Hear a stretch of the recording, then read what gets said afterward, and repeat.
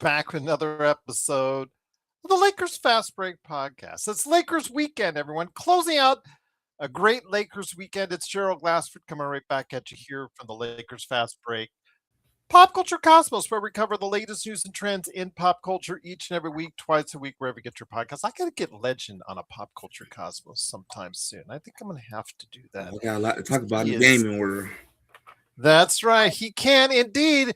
On the latest Pop Culture Cosmos, we actually discussed my good friend John Orlando and we went back in time in the annals of pro wrestling history, covering many of the most popular territories from back in the day. We cover organizations like World Class Championship Wrestling, ECW, also as well the AWA and more.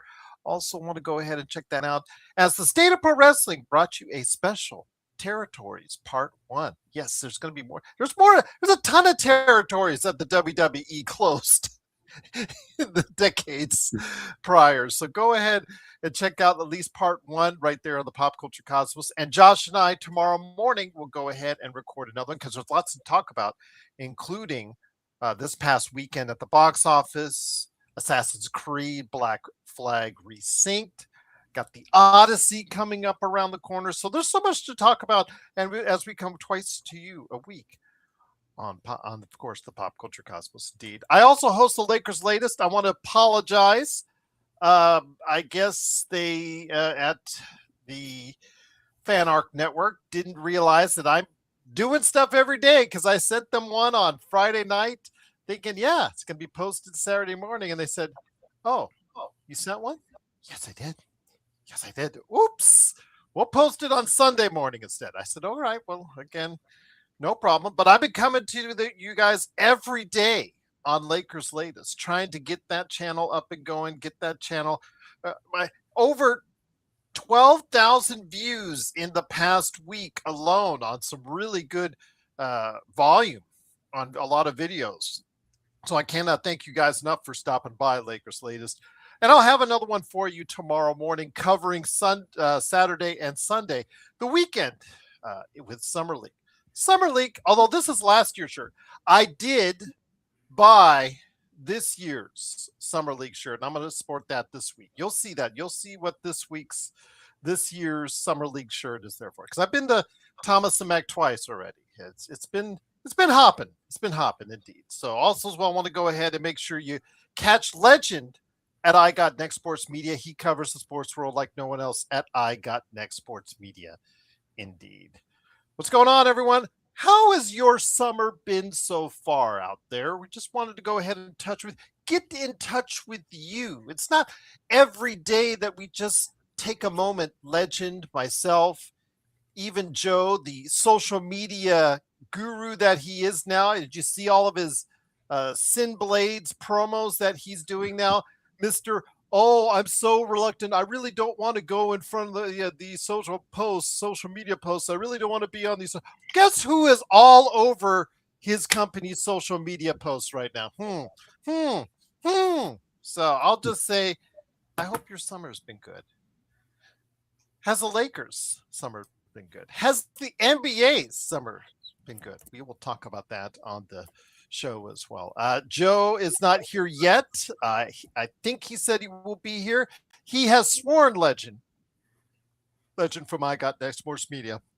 He has sworn that he will not curse. He said, for the 20th time, Gerald, when I come on tonight, I will not use foul language. I don't know what possesses him. Again, just usually something or someone, or he comes to realization. Maybe that there might be a family driving with the car, with the kids, and on a Monday morning or whatnot. Just something overcomes him, and he just swears that he's going to go ahead and not swear. So, over under the amount of minutes that Joe will not swear before he finally just says enough too much, because it took you a year plus before you started swearing on the air here at the Lakers Fast Break. It actually took the demise of the Golden State Warriors before your very eyes. It took that much to get that out of me. The demise. I'm watching in person. There you go. So over under on Joe not cursing. I'm gonna go with the under. Okay. I'm going to go with 45 minutes. I'll just say it. All depends on if someone in the chat pisses him off. Wait. Has Buddy who Chat said now. he'll come in person? He ever come back? Yes. Yeah, there you go. Legend says, yes, I'll pass on LeBron.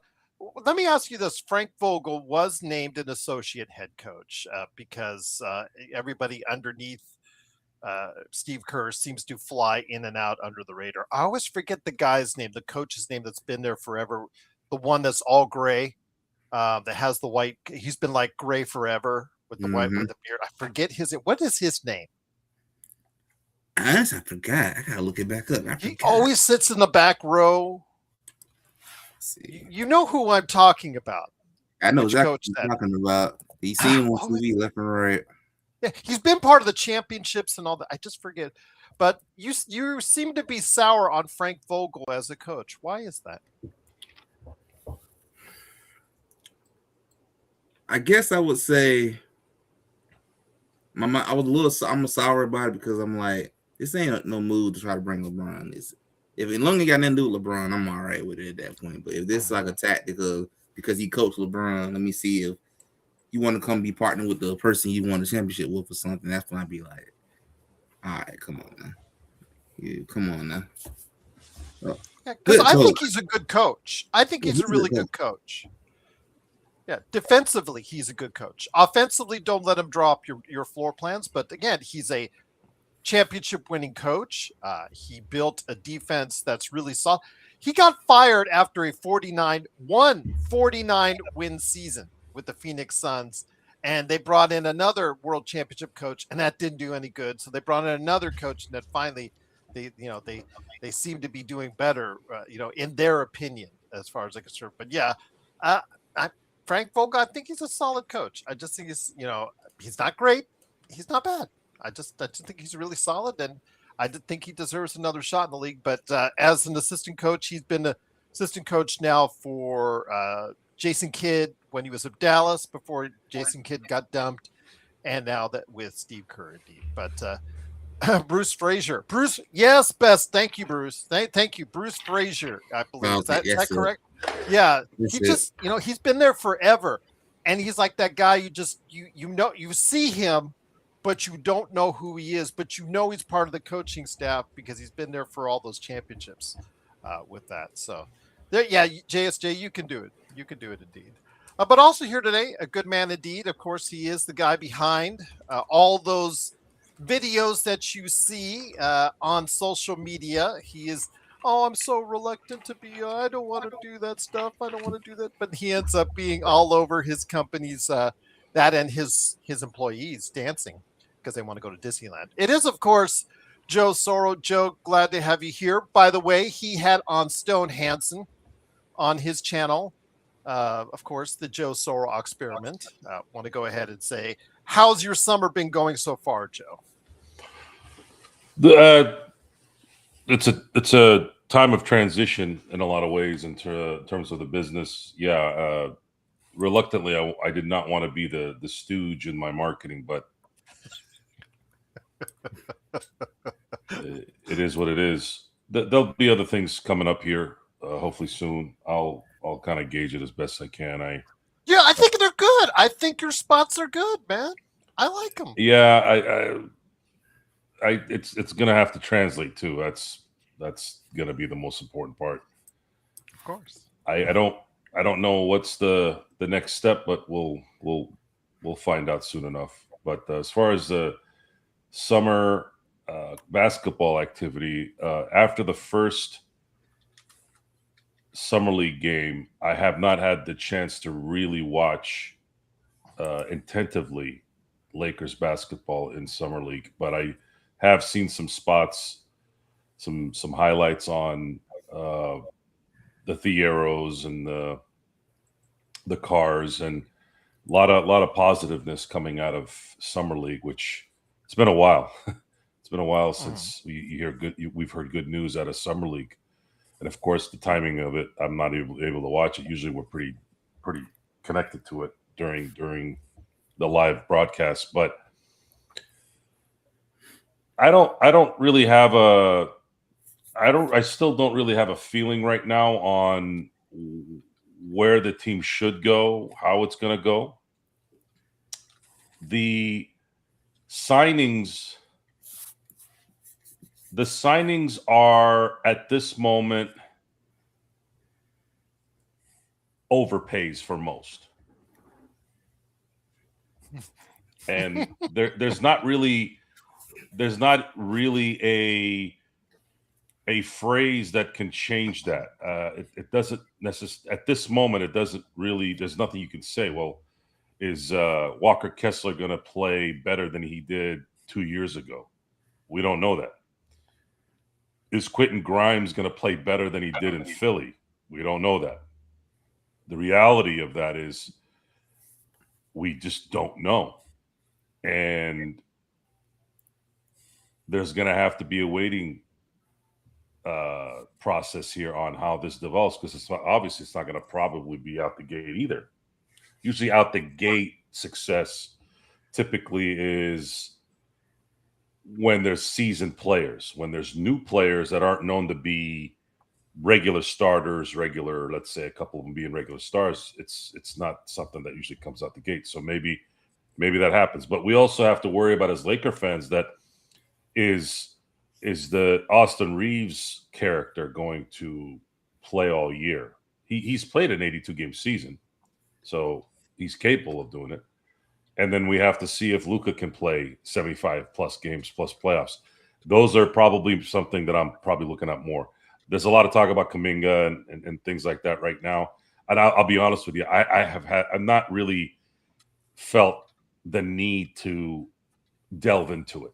Kind of, and I know this is a different scenario here, but I remember when, even though they're completely different players and obviously completely different impacts, when the Dodgers went into the 2023 offseason and Shohei Ohtani was available, the thing with baseball was sometimes those top tier players don't sign till March, right when training camp starts.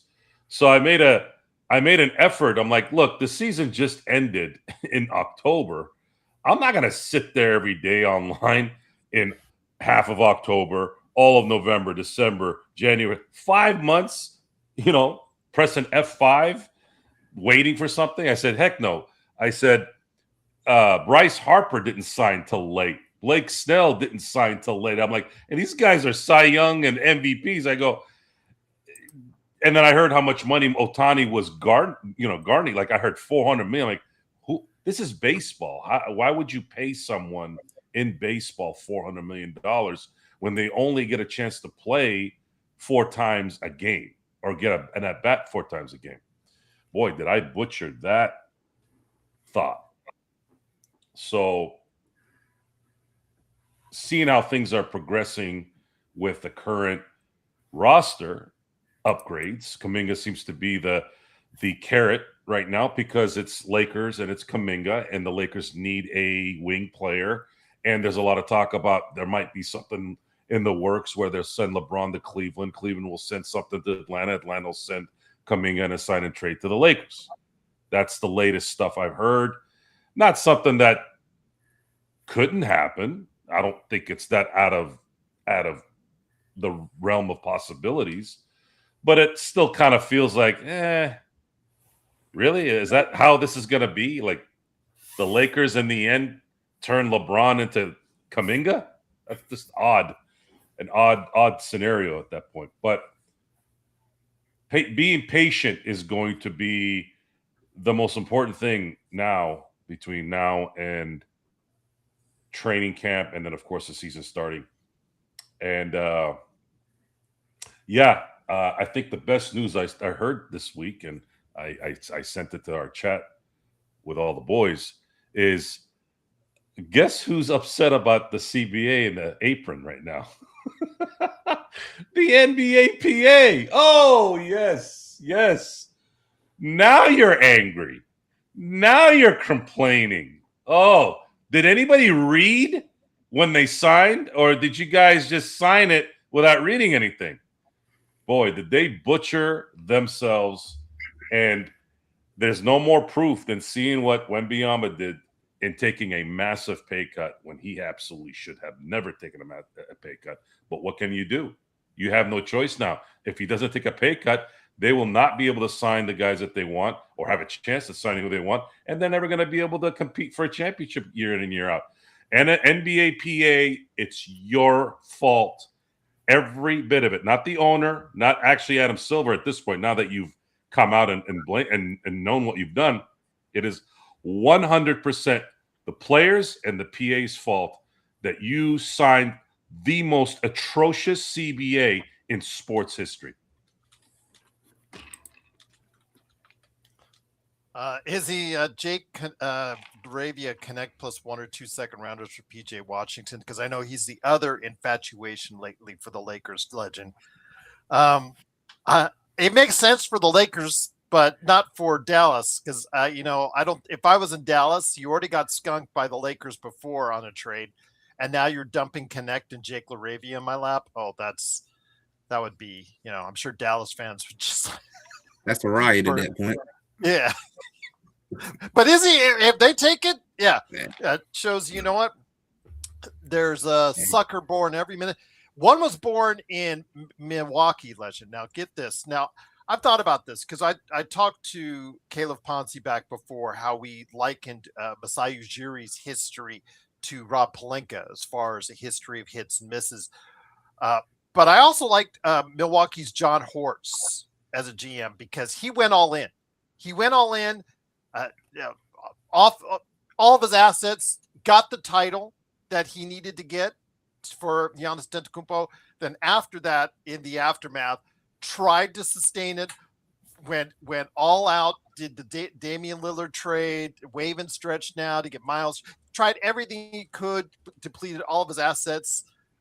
Then, obviously it wasn't meant to be there. So he reminds me a lot of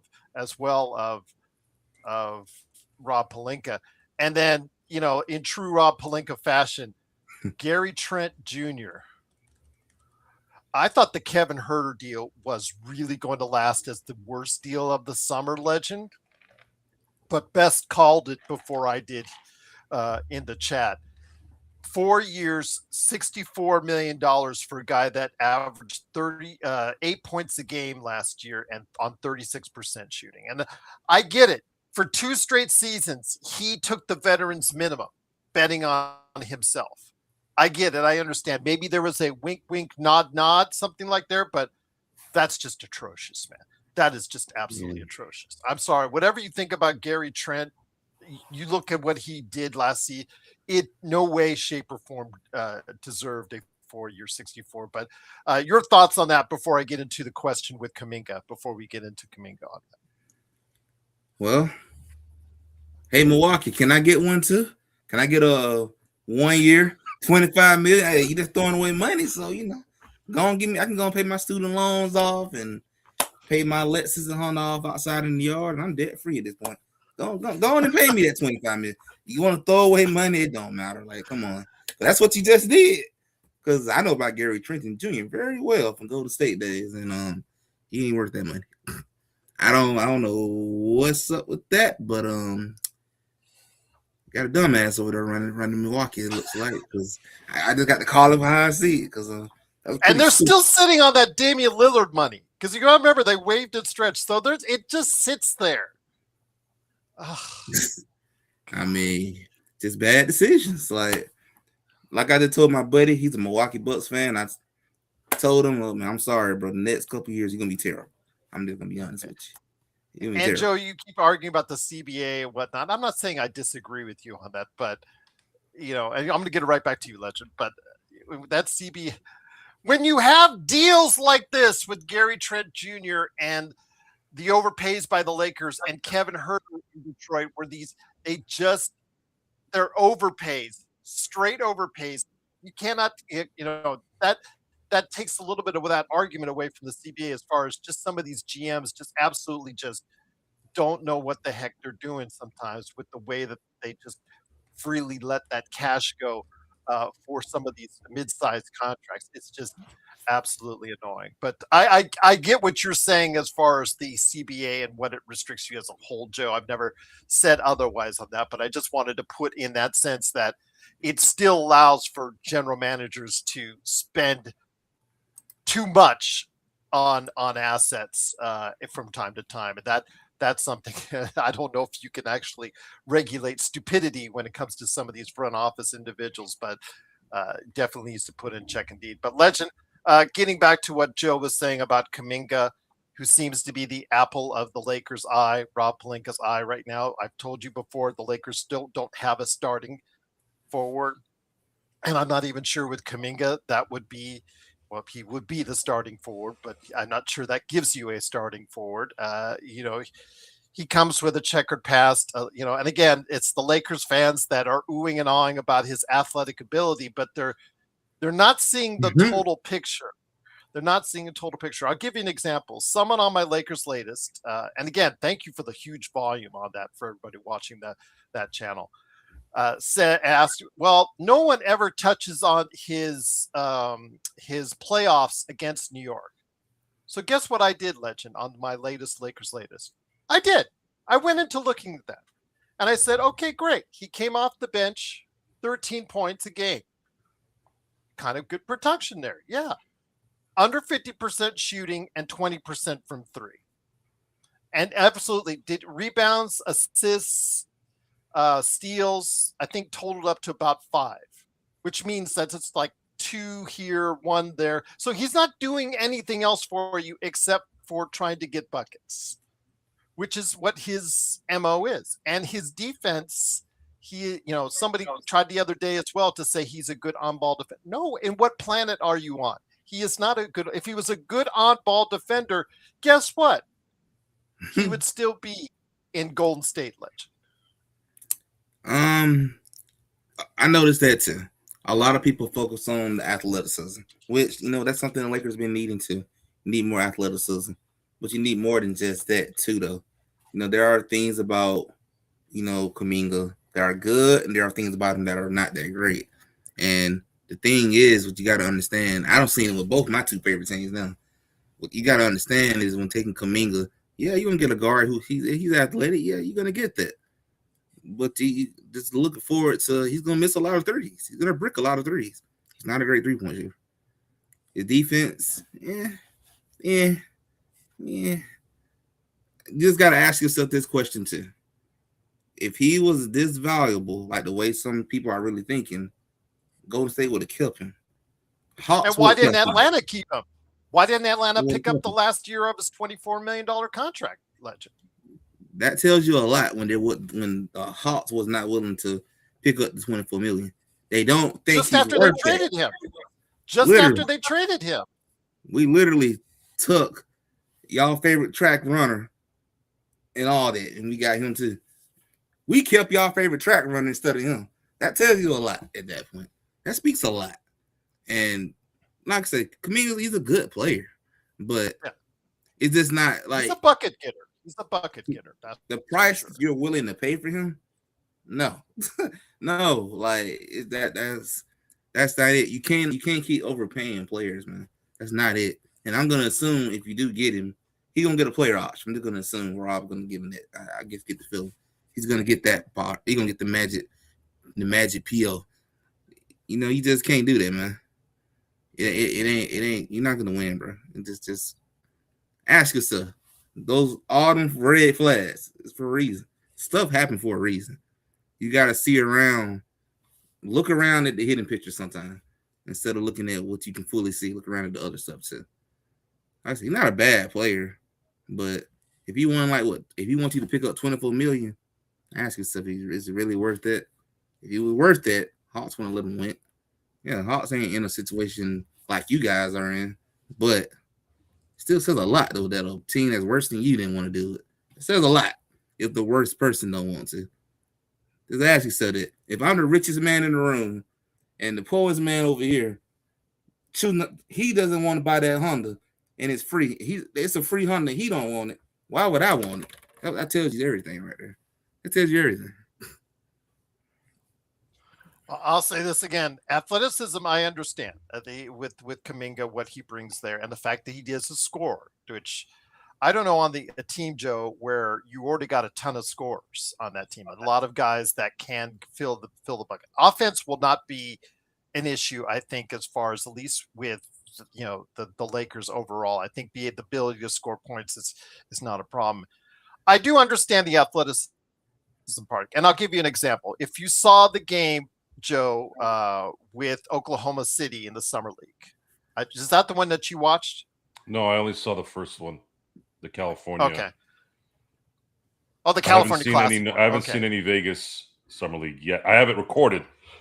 I just didn't have time this week to watch any of it, and I will watch it. No worries. Yeah, because I think it's all on Prime or ESPN or whatnot. So, with that said, when you do, with Oklahoma City, they came out there playing against the Lakers, and Lakers had, for once, they had a decided athletic advantage. They had Thiero and Carr along the wings, and they absolutely dominated. If you saw the lineup that OKC put out there, you would understand why. I'll just leave it at that. You take a watch and you watch that game, because when you dominate athletically like they did, like the Lakers did, it's easy to see why they took that game, and they took that game handily and absolutely. And athleticism does help. Absolutely. There's no question about it. But when you have a player that has that athleticism, but doesn't utilize it in maybe the ways that you would like to see it, as far as defense is concerned, Tyrone, man defense, good help defender. Again, if he was at that level, Tyrone, he would still be on one of those teams. There are reasons why he's burned his bridges into 2 different stops along the NBA tour. And the fact that Atlanta did not pick up the $24 million on his final year of his contract. There are reasons. I mean, I don't want to say this is DeAndre Ayton 2.0, but again, there are certain expectations. Because it's just like deja vu. But the thing is, with Rob last year, at least with DeAndre Ayton, it was an under $10 million contract, and yes, it did include a player option, but it wasn't a huge overpay, and it was a gamble that you got an average center production from ultimately from that deal. When it comes to Jonathan Kuminga, it looks like he is still trying to hold out for more, and that he's still trying to hold out for a sum basically akin to what he feels he deserves, which he's felt he's deserved to be in a place probably a lot different than what coaches, management, and organizations have thought about him as well, Joe. Yeah, the Gary Trent Jr. signing doesn't bode too well. Oh, that was awful. Because now, if someone like that, who's just basically a shooter, and a shooter that's streaky, if that, with that, you're basically telling Kuminga, hey, look, I know I'm a better player than Gary Trent Jr., which is probably correct talent-wise.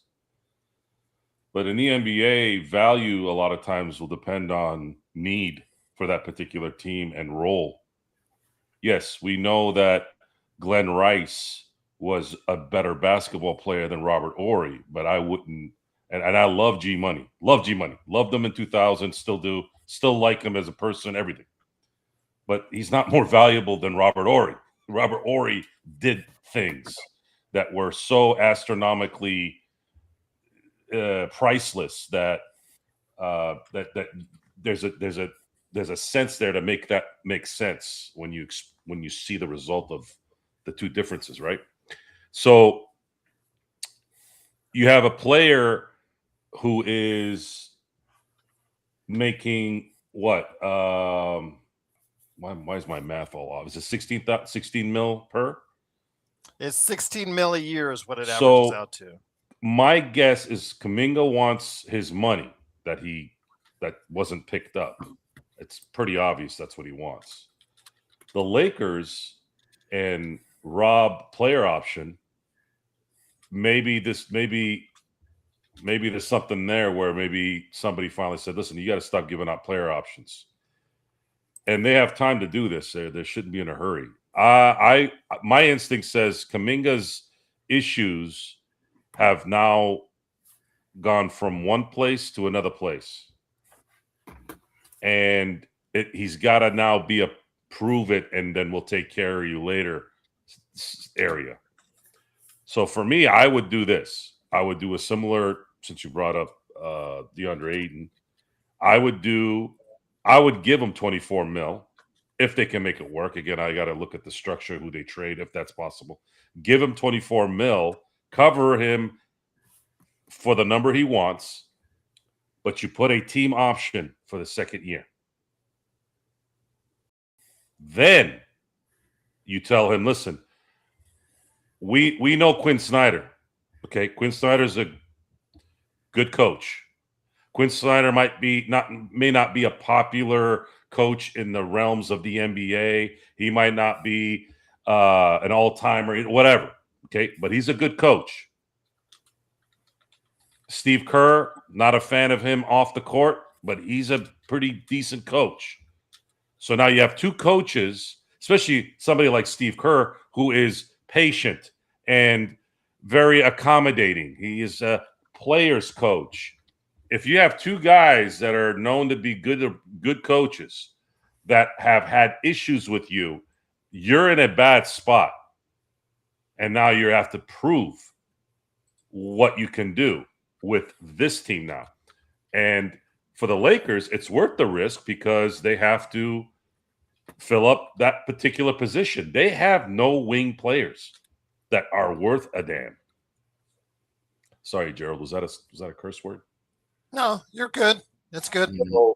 It's PG-13 level. It's good. Yeah. So, yeah. And that's probably what they're working out. And there's really no hurry. And if it doesn't work out, all right, well, it is what it is. And a lot of these signings, now that we're talking about this, all the crazy signings, you have to understand there's a salary floor in the NBA. A team has to spend 90% of the salary cap. So all these signings that you see, even as far back as the Kobe Bryant signing, everyone who's ignorant to the process and the business of the NBA are not clear on how this works. This is why I don't like the salary cap and all its BS. You're making people sign players that are not worth what they're making. But the reason why they set that precedent is because they asked for a salary cap. Well, we're going to do a salary cap. We got to guarantee that 90% of that salary cap needs to be covered on every team before the beginning of the year, before the season starts, basically.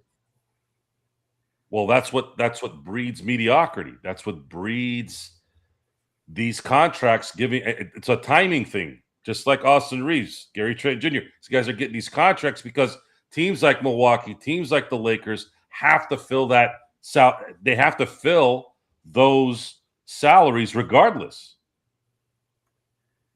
And that's what you have. It's just that the NBA CBA just kept getting worse every 7 years.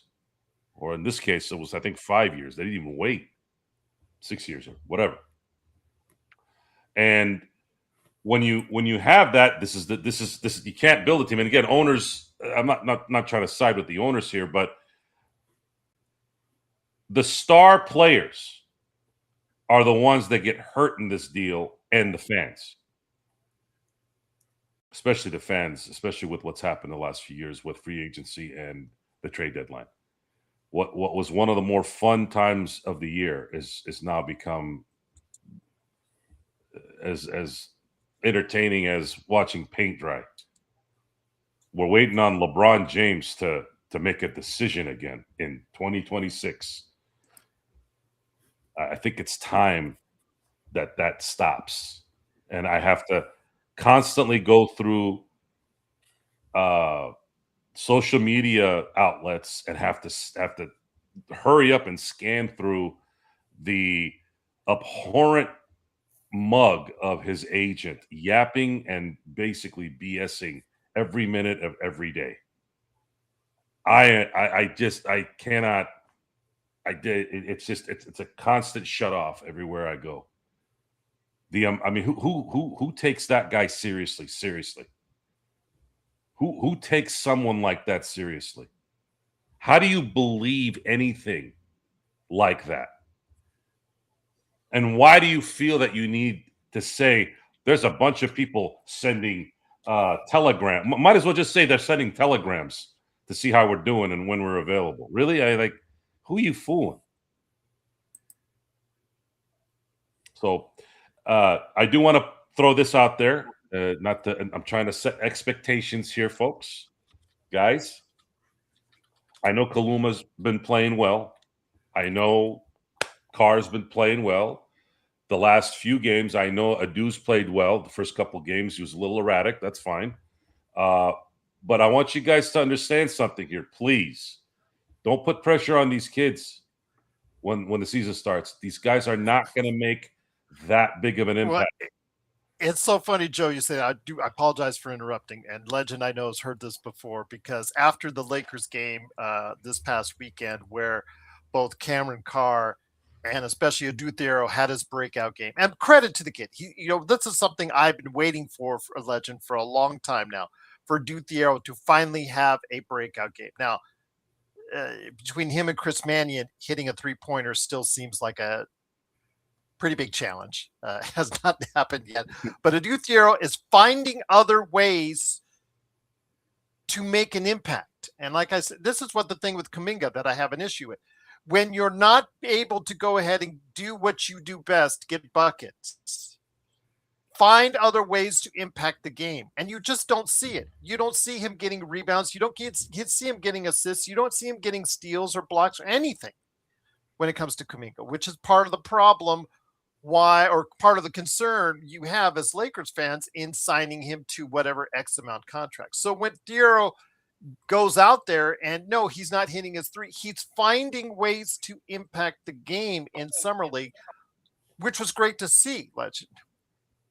But when the kid has a great game like that, or when Arthur Kaluma has a breakout game of 35 points, give him credit, man. Give him so much credit.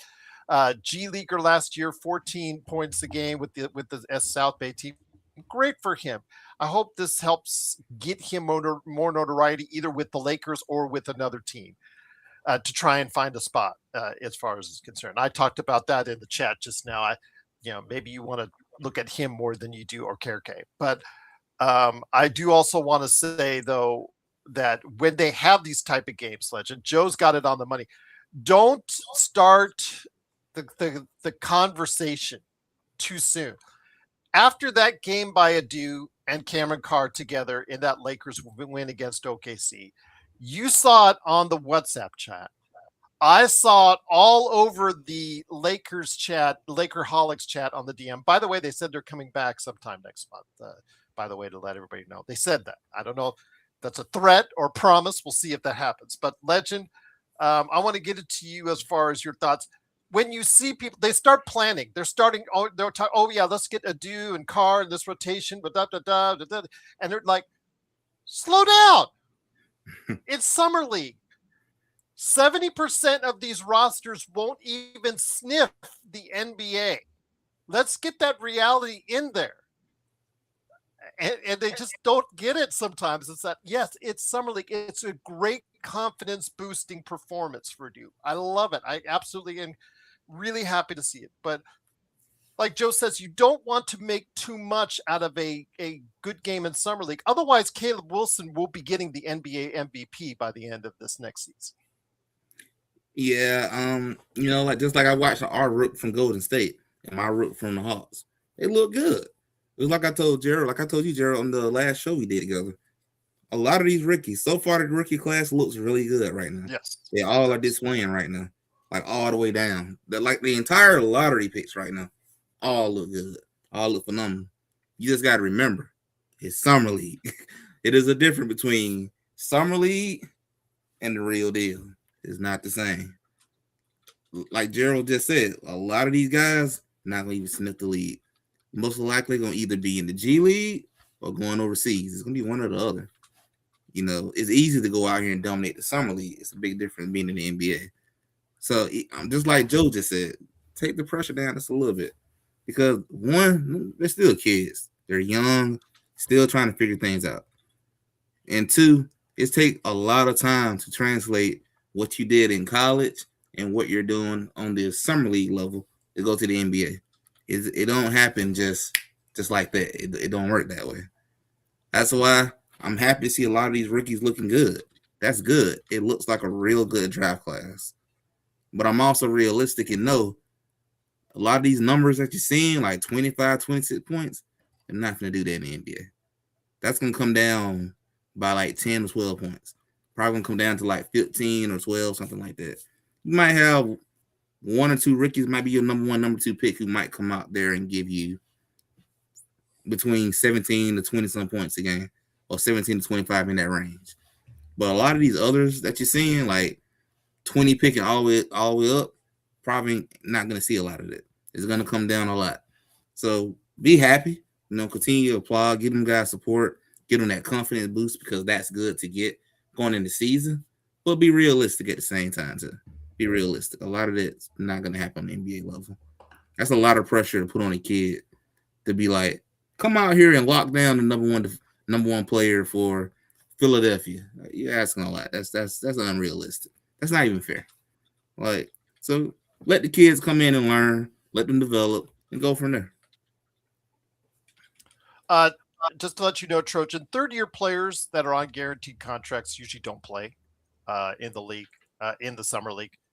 Usually they're just good. They're by third league. Now, if they're in their third year and they're still fighting for a roster spot, you will see them mixed in with some of the teams or whatnot. But if they're already have a guaranteed spot, they usually are not playing in the from the their third season on anymore in the summer. They're usually working out possibly in Vegas with their teammates or friends on other teams, whatnot. They usually have informal workouts and throughout the summer with like that. But yeah, they do not usually end up like no Bronny, no Connect for the summer league. But one person that they keep asking for, Joe, and they were chanting his name last night, was for Robert Avila. Whatever vernacular you want to use as far as for Kareem Abdul-Jabbar, Milt Chamberlain, what have you. There was actually a row of people with Robert Avila T-shirts on, begging for him to come in. And after seeing him, and I don't know if you saw him in you say you only saw the first game of the California Classic. I think he appeared in the second game in the California Classic. And I'll quote Tough at that point in time. I remember clearly Tough saying, well, that first minute didn't go so well. I think it was 2 turnovers right away. And, Robert Avila just, we always talk about Bronny not being a NBA player. Sorry, guys. Just Robert Avila is just not an NBA player. He does not look it. This game is too fast for him right now. I don't know how you expect him to defend anyone, and I mean literally anyone in the NBA. And at this point, unless he's shooting 50% from 3, I don't see a future for him in the NBA right now. But he does have good vision when he's not throwing the ball away. But your thoughts on Kareem Abdul-Jabbar, as they say, who is, I guess, become the new Bronny James of Summer League for the Lakers? I think we've gotten enough novelty players in our lifetime. I don't know what he's doing there, and I don't know why the Lakers would allow it. This needs to start getting serious again. I think dealing with this nonsense is exhausting. It's all the boys are talking about in the chat. I wanted to go through the chat and punch somebody in the face. And you wonder why I don't go on there very much anymore. It's like children. You guys are like children with this garbage. You didn't get enough with the Bronny thing? The YMCA, the Make-A-Wish Foundation players?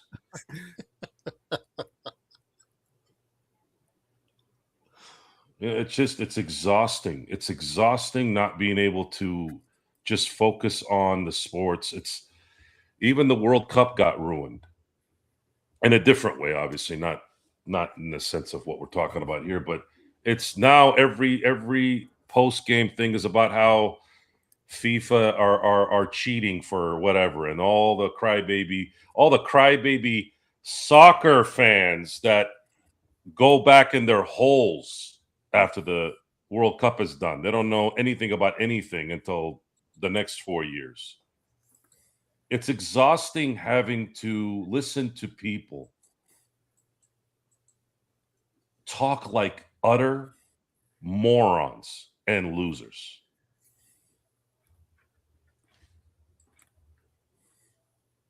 It's just it's tiring. And addressing it makes me angry because I have to now talk about it.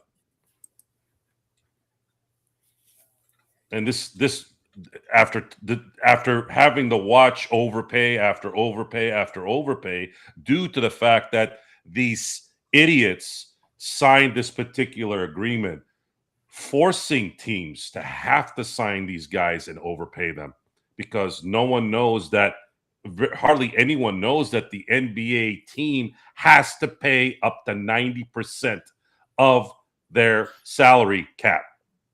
So it doesn't, a team can't just go do whatever they want. They have to sign these guys. Under the salary cap, over the salary cap, doesn't matter. And as far as the Cameron Carrs are concerned, so Cameron Carr was clearly a talent in the shooting arena, and he hasn't disappointed. The moment he played in that first California Classic game, you could see it. And the comp of Brandon Ingram is actually a pretty good one. Both lanky, long arms, long limbs, all that stuff.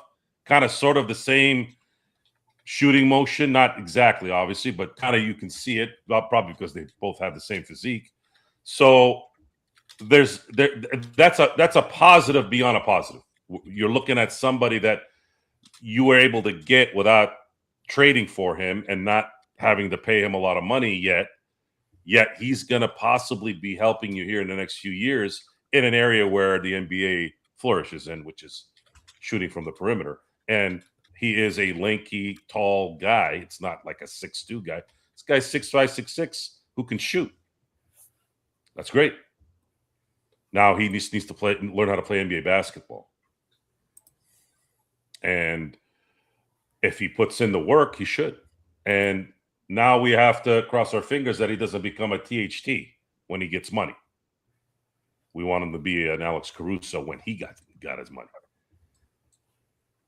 So yeah.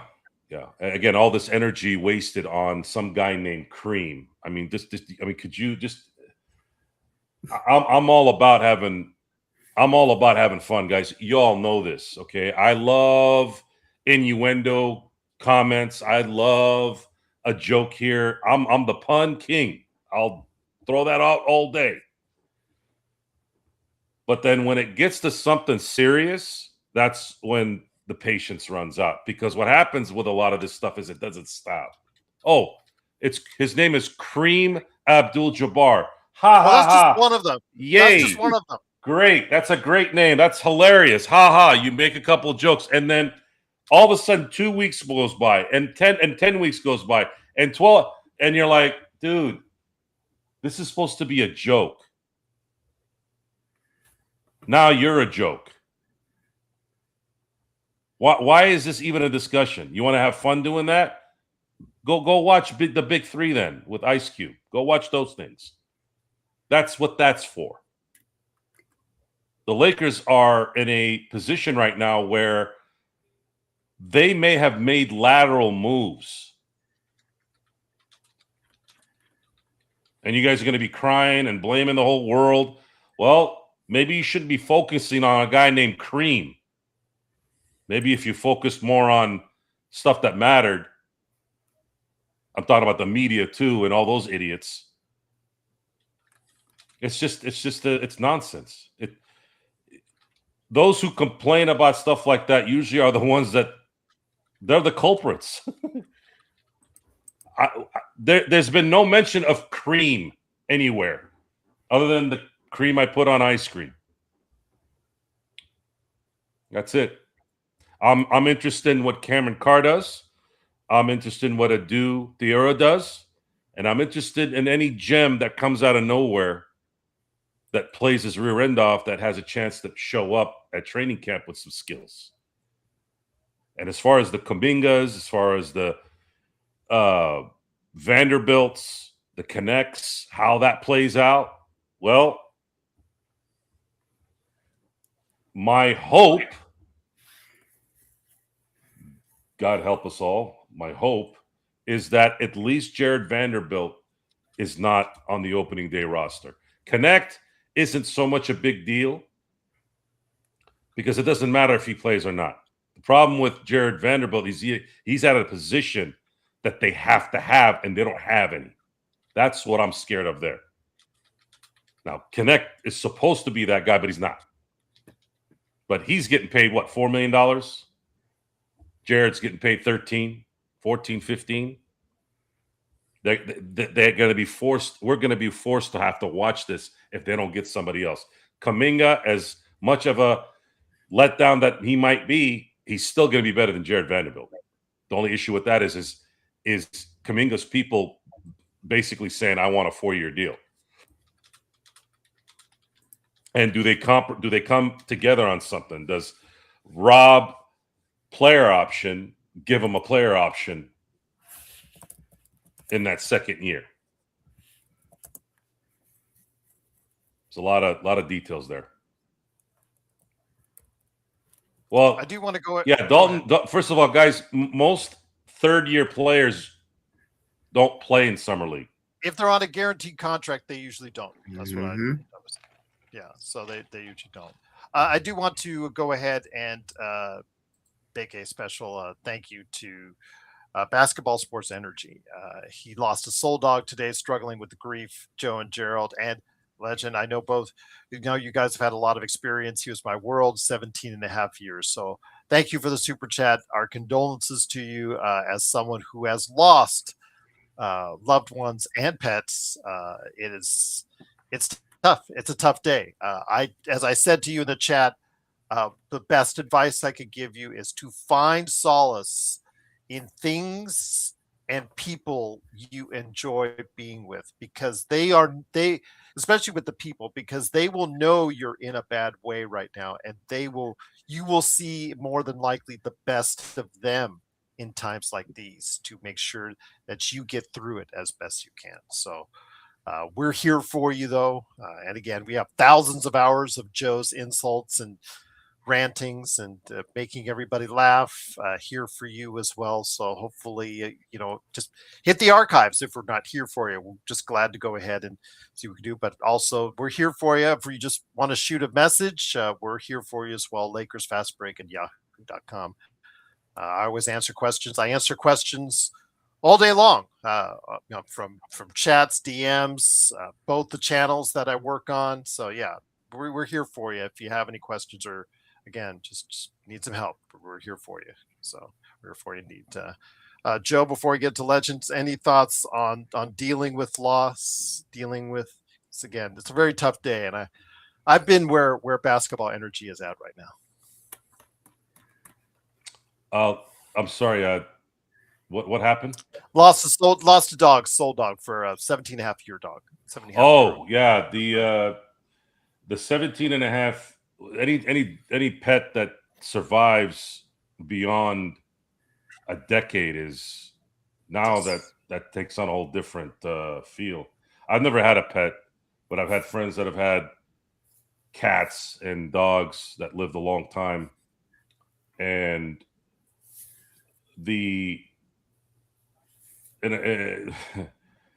the pet becomes a sanctuary for a lot of people, and yeah, I would say if I did have a pet, there would be a similar feel if that were to happen. That's probably why I don't have pets. Well, I have a dog right now, 3 years old, but I've had a cat that was 13 years old when she passed away. I tell you what, you know what would it's absolutely just terrible. what Just feel awful. People ask about what would cure the world, what would bridge the gap between political side A, side B, race versus ethnicity, blah blah blah. Just elect a dog. Elect a dog president, and everybody's problems will go away. Everyone. It's the most universal being on the planet. That's where we've gone in society. So yeah, I get it. And if we entertain to help you out in your time of need, that's obviously going to be something that is going to be worth doing now. I got to send this to Joe, legend. It's I got to send this to him because he knows. I know it really gets us going. But it's a shot of him, Austin Reeves. Yeah, it's him. It's him. All right. Bricking shots on the golf course with a made basketball rim. Yeah, just letting you know.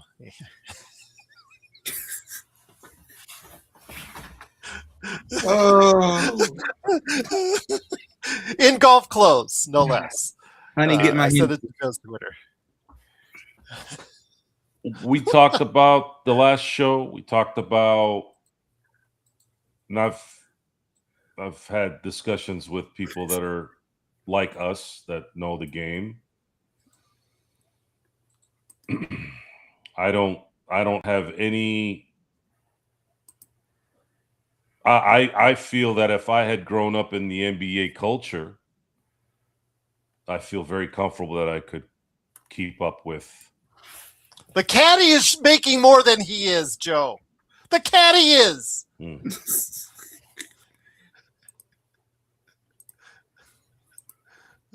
This is what mediocrity creates. A mediocre mindset. I'm talking more about the general fan, not so much Austin Reeves. Most players in the NBA, in professional sports, and it's more than you think. Actually, it's probably 80 to 90%. Don't really care about anything other than the money that they're making.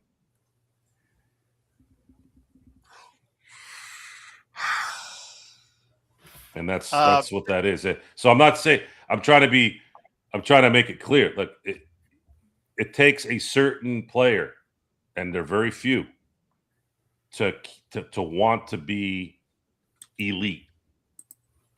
Most want to play and make money, and that's it. Larry Hughes. You guys remember Larry Hughes? I do. You remember Larry Hughes? Pretty good talent. I always use him as the example. Back in the day, Larry Hughes, he came to work to get paid and go home. That's it. He didn't care if it was in Washington. He didn't care if it was in Cleveland. He didn't care. He was in Philadelphia. No. And most of those guys are like that. And Austin Reeves made history in that he's the highest paid non-drafted player in NBA history. That's pretty nuts. When you're the first of something in a league that's been around for 70 years. That's it. By the way, you guys do know that, right? This is the 70th year that's coming. Can't wait for all those celebrations, Joe. Yeah, 70 years of the NBA. And to put that in perspective, the Lakers have been in 31 of the 70 finals.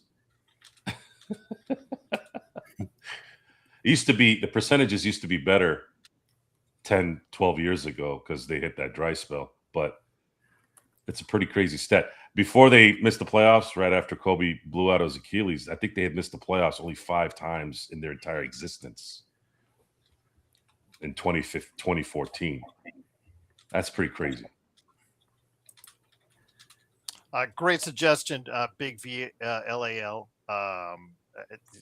Going to a shelter to get a dog to adopt a dog, because there's always pets that need adoption. I just had a friend that just adopted, and under $500, all shots, everything taken care of, and it got a beautiful 3-year-old, and very happy right now. It changes your world when you get a pet. I'll leave it at that. DBSH, thank you for celebrating 21 months of being a member. Truly appreciate it. Just $2.99 a month. Just let everybody know on that. I do send stuff there that hits on this channel a few hours before it hits regularly for everybody else. Just to let you know, as a member, indeed, truly appreciate it. Thameless asked a good question, Legend, on what we were touching on earlier. And Joe, I want you to look at the Lakers roster as it's currently constructed, because I have a question for you coming up. Legend, is it just the G League defenses? Because I mentioned I estimate about 70% of the current rosters you see now in Summer League will not see more than just a cup of coffee in the NBA. Most are probably nowhere near. Like on the Lakers, there's 2 guys that are going to be on the team. There's 2 guys that are 2 ways right now, 3 guys that are 2 ways right now. And maybe one more player I see that could actually, like Arthur Kaluma, that could actually make an NBA roster in some form or fashion. I have, you usually see, in the Summer League, you usually see a lot of things that, players that just, are never going to make the league. There was a kid last night when I was watching shoot a free throw for the Lakers, number 45, I forget his name. He tried to shoot a free throw, and it was like the worst thing I've ever seen. He had 14 hitches in his shot, seemingly. And at the free throw. And I'm like, that you're not making the league. You're not making the league shooting a free throw like that. And again, this is repeatedly throughout the rest of these rosters, where these kids, you just see that they are not making the league. They're advertising for Europe, they're advertising for Australia, China, whatever league that they're trying to go into, because they're not sniffing the NBA. And with that said, Thameless asks, is it just the G League defenses making them look good, or is there really something when you see a player like Kaluma go 35 yesterday, or Thiero and Carr do really well in their first first games here in Las Vegas, and to a bigger extent, Carr, like with what you're seeing in Golden State with Luxembourg, Yep. The Michigan kid, and what you're seeing in Atlanta. Is it just the G League defense and the fact that the talent is so disproportional from the few that are going to make it to the many that are not? Or is there really something you can put on when you see these guys, like the rookies you talked about that have scored so well so far, and the second and third year players that are doing well as well? I think, it could be a little mixture of both. Like, a lot of them guys in the draft, in my mindset, you should be better than a good bit of these guys that's competing for these other jobs. I think a lot of you guys are actually really good, but at the same time, you are going against, lesser talent. And I think a lot of people got to look at it like this too. They're elite compared to the talent they're playing against, right? I mean, they're elite compared to the G League talent, guys from overseas. They look elite in that department. It's not the NBA though. That's the biggest difference. Like, I don't think that these guys in Summer League are I don't think they're terrible. I just think they would kill us on the court. Any of those guys Right. that are not playing, they step onto a court with you and I, and the usual pickup games, and they would destroy all of us. But it's a matter of perspective. I still get my 10 points, but I would definitely say it ain't that bad though. Like, I don't think the defense is just that bad. I think they look elite amongst their group level. When you take them out this group level, and put them in the regular NBA, you come down to earth a lot. And I think that's how it pretty much look, like how Gerald said. If we went against a lot of these guys playing against us, yeah, they'll probably stump us. You look good. It's a big difference when you're playing against these summer league guys to the NBA. It's not the same thing. It's very, very, actually, it's not that often to where you see guys dropping 25 in the summer league gonna come in the NBA and do the same thing. It's not that often. A lot of times when that happens, that's usually your top 3 or top 5 picks. They might be the ones doing that. Everyone else, they're gonna come down to earth. So if you see somebody who was drafted 30th pick in the draft or 31, he out there dropping 25 or 20 points, 9 out of 10, he's probably not gonna see a lot of playing time. And the most points he's gonna probably score will be about 10, 12 points, somewhere around that range. He ain't gonna do all that. And that's what you gotta look at. What you should look at, what you're seeing on the court right now is these guys can probably come off the bench and give you some good production. That's what they look like they should be able to come out here and do. If you can dominate the summer league, then you should be able to come off the bench and give some good production. If you expect starter-like minutes based off of what you're seeing in summer league, then you're going to be disappointed because your expectations are too high. It's too high and it's unrealistic. Unless you're the number 1 or number 2, number 3, unless you're number 1 through number 5 in that range, it's probably not going to happen. 1 through 5 probably can go do this on the starting level for the NBA. Everybody else, you just don't expect that. You can be surprised. It could happen. Anything can happen. But if you be realistic, probably not going to happen unless you're a top 5 draft pick. You're not expected to do that. Them top 5, they're expected to do that. They should come out. Top 5 picks should come out here and run over everybody in the summer league and come put a good production in the starting lineup. But after that top 5, you might get it, you might not. You just don't expect it. That's how I would say it.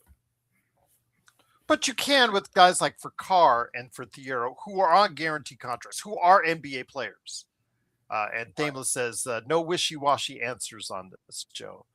Let me see. Let me go. He said, yeah, no wishy-washy answers on this.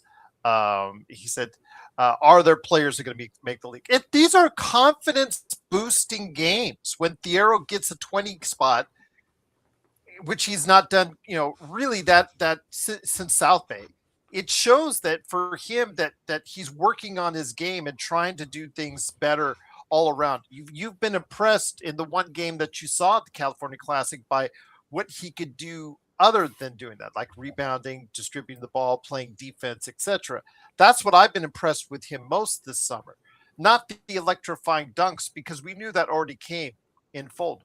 It's the other things that I'm impressed by, that what he's working on this summer, which I asked what he needed to do is work on other things. And Carr coming in right away from the get-go and finding himself as a scorer and the three-point range at a decent clip and a decent level is an encouraging sign. With some of these other guys, Kaluma, he is playing like he is fighting to get on somebody's two-way roster on an NBA roster, and something he really looks like he could evolve into. The other guys, again, a lot of hits and misses there when it comes to the Lakers roster. But and Mannion looks like he defensively, he can't play at an NBA level. If he just finds an offensive game, it could be something that he could evolve into a regular rotation, a roster player. I want to put a roster player as well. So again, Joe, I think there are players that can make contributions on the Lakers with some of the players that you're seeing on these rosters. Yeah, if you want to kind of gauge a player based off of a summer league game, it's not too hard to figure out.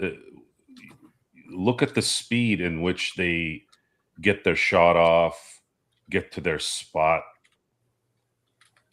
You can see the demeanor sometimes, and it's different for everybody. If you stink in summer league, there's been players that eventually worked it out. There's players that have done really well that didn't work it out. There's no guide that says, "Oh, I saw this. It's 100%." It's just not. Basketball doesn't work that way. even though it's one of the easier sports to gauge talent. But in seeing Cameron Carr for a full game, which I did in game one, and then seeing some highlights with how he's been getting separation and getting shots off and scoring, there's remnants of what his scouting report was that's now shifted from college to now a summer league game. So I don't see any reason why he's going to go from college to a summer league game playing the same way to then all of a sudden going and playing in a preseason game, and you'll probably see certain talents there. You also have to factor in this, and this happens a lot. When you are around better talent, it's easier to score, because now how much different is it for Carr in a preseason game trying to get himself caught up to the speed of the NBA, the stamina, whatever? Oh, you got Austin. Oh, you got Luka. Oh, you got Kessler. Those guys are going to take priority. You know, it's not like you're waiting for Chase Ross. Oh, Chase Ross, we got to double team Chase Ross. No, you're not going to double team Chase Ross. You're going to double team John Elmore. You're not going to really do that. You're going to double team Luka. You might double team Austin. You're going to double team Kessler down on the block. Guess what? That's one less guy now that a 6'5", 6'6" young player is trying to come into his own, who already can shoot. Now things are a little bit easier in the things that you already do well. Cameron Carr has the talent and the size to be very good in the NBA. There's only two things that'll derail him: work ethic, injuries. If he doesn't get injured and he puts in the work, Cameron Carr will be a solid NBA player because he can shoot. Because of that one thing. And then to add to the fact that he is an NBA body, it's the prototypical perfect physique for. He's not as built yet, but he's still a kid. He's going to grow into it. But you're talking about a guy that's 5'6", 6'5", 6'6", lanky, long, and can shoot. Man, getting that at the 24th pick makes a lot of sense, even if he doesn't pan out. We talked about Dalton Knecht when the Lakers drafted him 17. That was the best player available at 17. There was no fault in the team picking him at that time. There was a lot of talk that he was going to be a lottery pick. They got Dalton Knecht, and Dalton Knecht, the first 4 months, was progressing very well. You had a rookie player who is also built like a much, wider NBA player, a little more meat on him too, who could shoot, who's got athleticism, couldn't play defense, but he's got the athleticism and can shoot. And then the irony in all this, by the way, is the rescinded trade allowed the Lakers to choose Cameron Carr. If they had not rescinded that trade, they would not probably have Kessler, and they're not gonna have the ability to draft Cameron Carr. But Rob still made that trade and rescinded it, which at this point there's no other way to look at this. It looks like that was the derailment of the Dalton Knecht experiment, and it's never coming back. I wish it would, but it doesn't look like it's ever going to come back. And part of this setup now with Kuminga is, if that is indeed true, my hope is that Atlanta sees, if it's just an Atlanta Laker thing, because Kuminga wants to get paid, well, maybe Atlanta and maybe Quinn Snyder say, you know what? Let's see if Dalton will play better here. And that happens too. That happens. A dud ends up being a stud somewhere else. He gets out of LA, goes to Atlanta, not a lot of pressure to go play over there. Maybe it's worth the risk. And then the Lakers chalk that up as, well, we were able to turn Dalton Connect into Kuminga.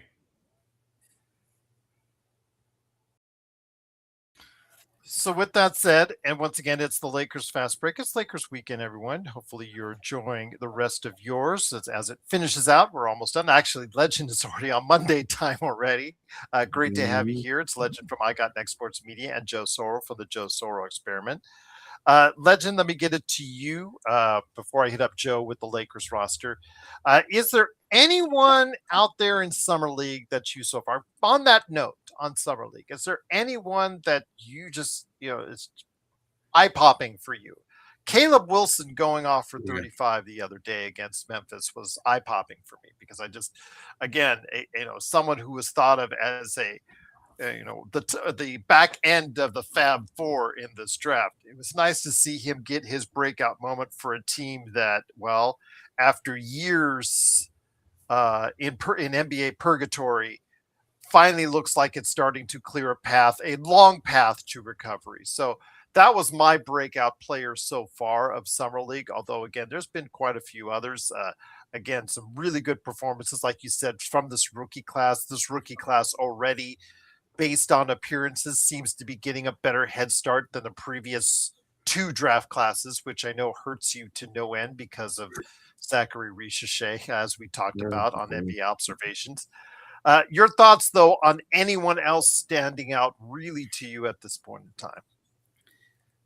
Funny thing, Gerald, this class has been so good. It's just hard to pick out of anybody in this class. It's just hard to just pick one specific person. The whole class have really shown out.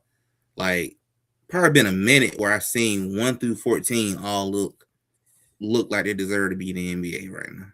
It looks like that, and everybody is showing up all the way down. This is, to me, has been one hell of a draft. The time I wish the Atlanta Hawks got number 1 pick would have been there. I really wish it would have been this draft instead of the 2024 crap show that we saw. But it's been a good draft. It is hard to really pick between any of you guys individually, but I would just say like Peterson displayed greatness, played really well. The kid from Chicago, Caleb Wilson, would have loved to have him back at home here in Atlanta from his home area. He looks really good. Boozer looked good. It just all the way down the line. This is a hell of a strong draft class, and it looked like we might have a battle for rookie of the year in this draft class. It looked like it might be very competitive than they have been the last 2 or 3 years. This one might be competitive between more than just number 1 and number 2 draft pick. It might be all the way down through 1 through 14 competing for that. So I can't really single out any individual person. This whole class look good right now. Wagler, who struggled in his first game, had a great game against Peterson in Utah today for the Clippers. So again, we're starting to see it diversify itself. We talked about Carr. I talked about before Chris Senek Jr. in his first game with the Celtics. He hit a game tying 3-pointer with no time left on the clock. 4 block shots, double in his first start. Steinbach in Charlotte has done a great job getting his doubles going as well. So Joe, again, really interesting to see how it's all laying itself out in Summer League, but getting into the summer overall and how good has it been for the Lakers, because we've talked about how our summer has been. We talked about the Lakers, their current roster right now, when you look at it. Let me go. I don't know can I blow this up there? Yeah, but let's see if I can go ahead and blow this up there. Blowing it up there on the screen for everybody, if they go ahead and see it. We'll try to go ahead and see it to see where we're standing now. After signing Kevon Looney to a contract earlier last week, veterans minimum, so just under $4 million. So Joe, we have at point guard Luka, Colin Sexton, Jaden Hardy, and Bronny James. You could probably say the same thing for Hardy and James at shooting guards as far as backups there. Austin Reeves, Quentin Grimes, Cameron Carr. Small forward, Jake LaRavia, Adou Thiero, although many would put Quentin Grimes at the small forward spot. Power forward, Sandru Mamakilashvili and Jared Vanderbilt. The center is Walker Kessler and Kevon Looney. So when I read that roster to you, how does it make you feel? I don't see Mamu as a legit power forward. I think his best attributes would be as I'm looking at his particular value as really the real backup center when the team goes small, because he can spread out and force the opponent to spread out.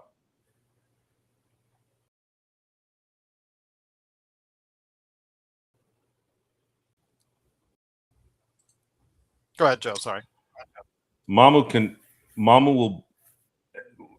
I think his asset to the team as currently constructed would be best as a backup center than a power forward, because I don't think he has the size. I don't think he has the rebounding ability to be effective there on a consistent basis. A backup center or the small ball center. If you want to run and gun, you want to score more points, that's where I believe Mamu was going to be an effective player for this team. Kevon Looney being a backup to the backup, I think that for what you're getting him at, I don't see any negativity there. That's fine. I don't mind it. I'd like to think that Kessler's going to be playing 30, 35 minutes, hopefully, at the starting position. So there's plenty of minutes beyond that to cover when he sits down, and with the two bigs there, I think Looney and Mamu should be able to handle that. The main issue right now is really that there's too many guards. Jared Vanderbilt's your only 3-and-D player. So Lakers are a little bit desperate right now to fulfill that need. Otherwise, you are going to be playing. You're going to be playing essentially you're going to do one of two things. Either you're going to go to a 4-guard setup with a big, or a traditional center, power forward, and then 3 guards lineup. I don't know. And a lot of those guys that would be there are not going to be able to. Who's going to guard the elite wings out there? There's a lot of them, by the way, especially the ones in the Western Conference.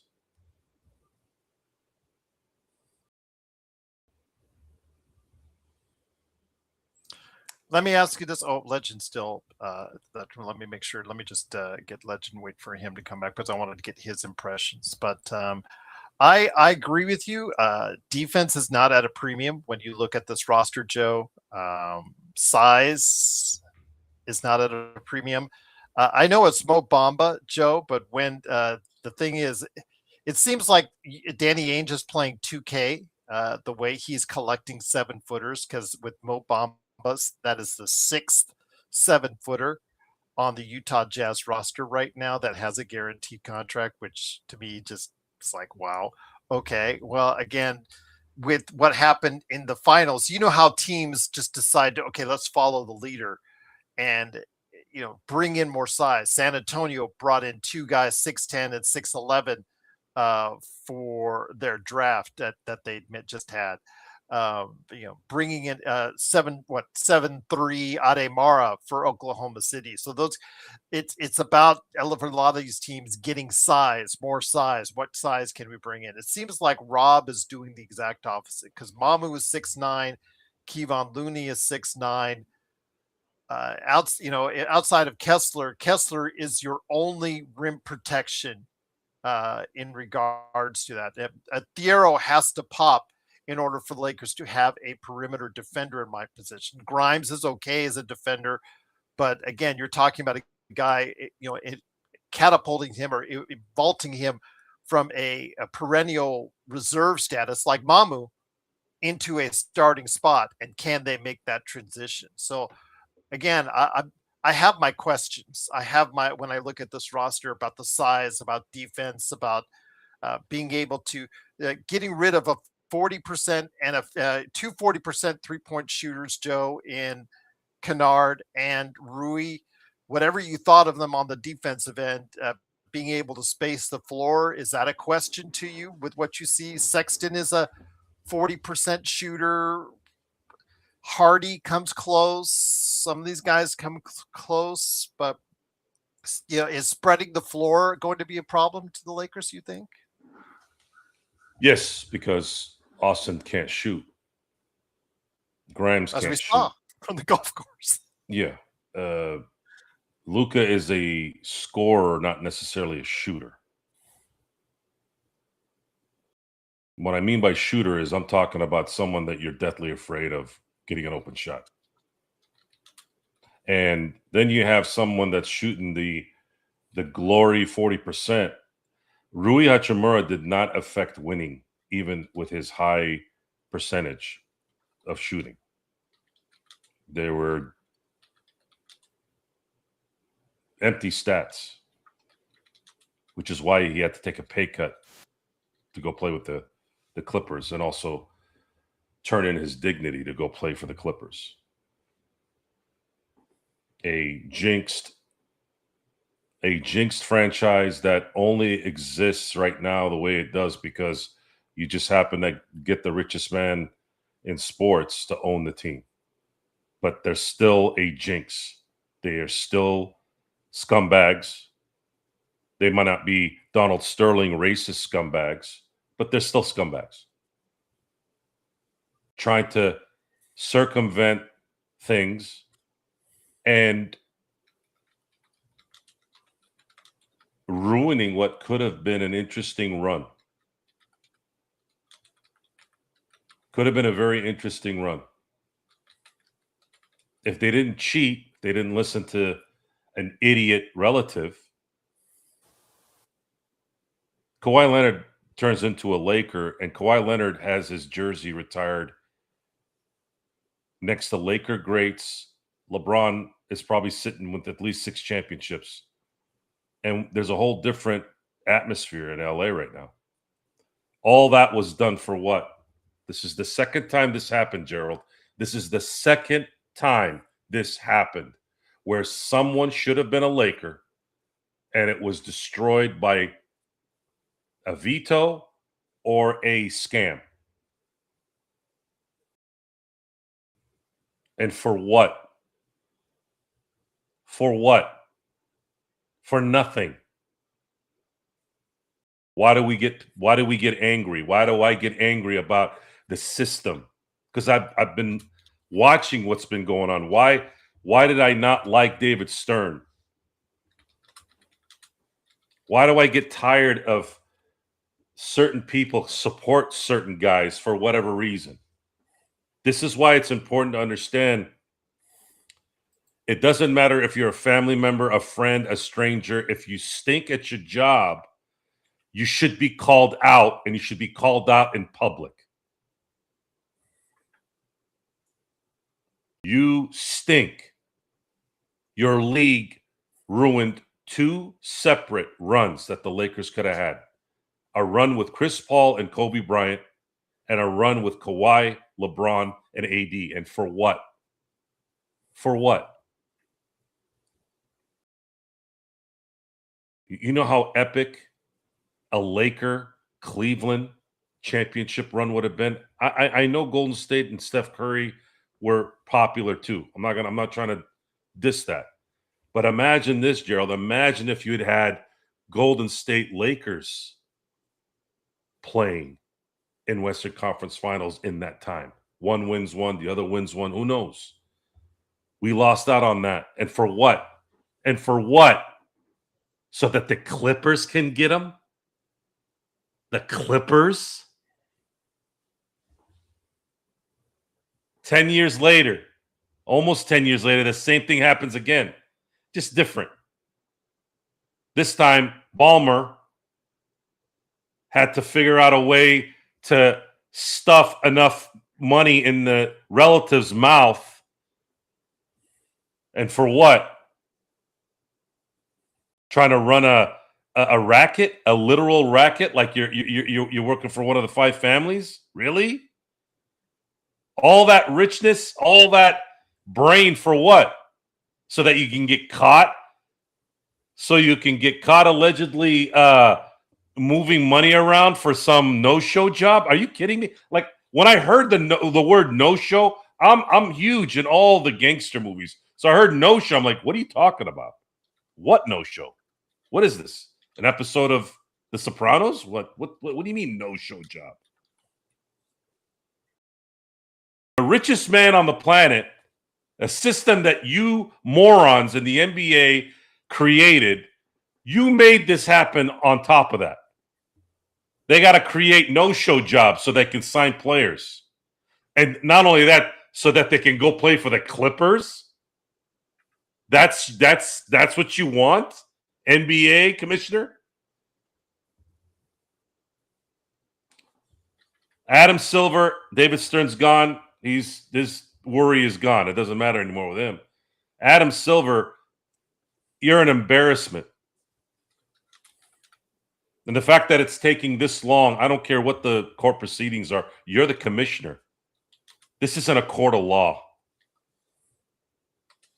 You're the commissioner. You're supposed to make decisions based off this. You did it with the other owner, the other schmuck owner, pretty quickly. You were able to figure that out. Why can't you figure this one out?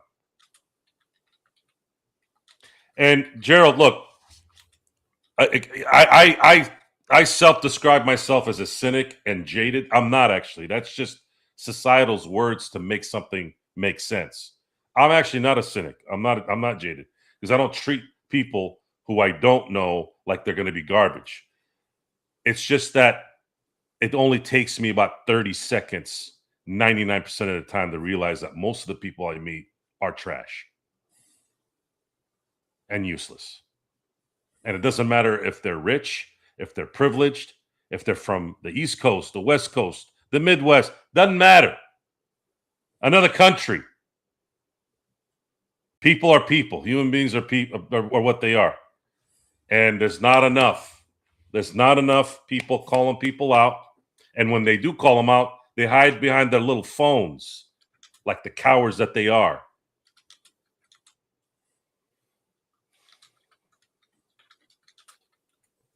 I'm just letting everybody know that my life now is LeBron free, and all that noise which he is currently making, it's gone. I don't feel it because I don't have to deal with it anymore, Joe. It's great. It feels good. The LeBron thing, see, the LeBron thing, it was, what's sad about the LeBron thing is we've never seen a career like LeBron James. And in respecting the sport, I'm respecting the sport and the talent. You have to respect LeBron's talent. The man is one of the greatest athletes ever. And he's probably in the top 10, top 5 in terms of athlete and career accomplishments. And he's had the best seasons ever for a 40-year-old plus individual in the NBA. It's not, it's all of it. It's everything. So when I say top 5, I'm talking about all sports, in any sport, in Olympics, NBA, soccer, backgammon, fencing. I'm talking all of it. Not talking about just basketball. Basketball, there's really a clear argument that he's had the greatest NBA career. He passed Kareem. Once he passed Kareem in points, that's probably when it started going. And then when he kept scoring more and more points, I'm like, this guy's had the greatest basketball career without, I don't think there's an argument. But he might have a top 5 all-time of anything in any sport. So it's something that clicked earlier in the year. A lot of it had to do with the fact that he kind of scaled back a little bit at the time. So I was like, okay, good. He sort of gets it a little bit now. But at the end, it's still, this man's game is pretty amazing. His career is amazing. He played for the Lakers. He chose to come to LA. There has to be respect there. What did Kobe say?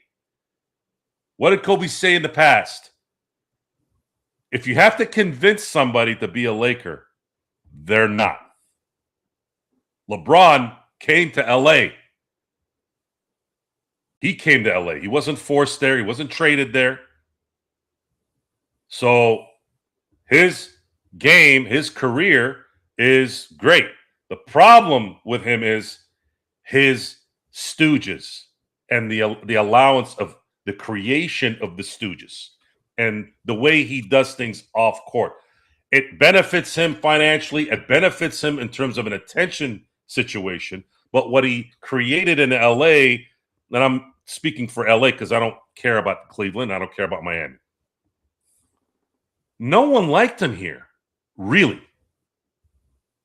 I know Laker fans all over. I live in Southern California, and there were guys that watched the Lakers that stopped watching the Lakers the moment he became a Laker. And that's not, I'm talking about guys I've known 30 years.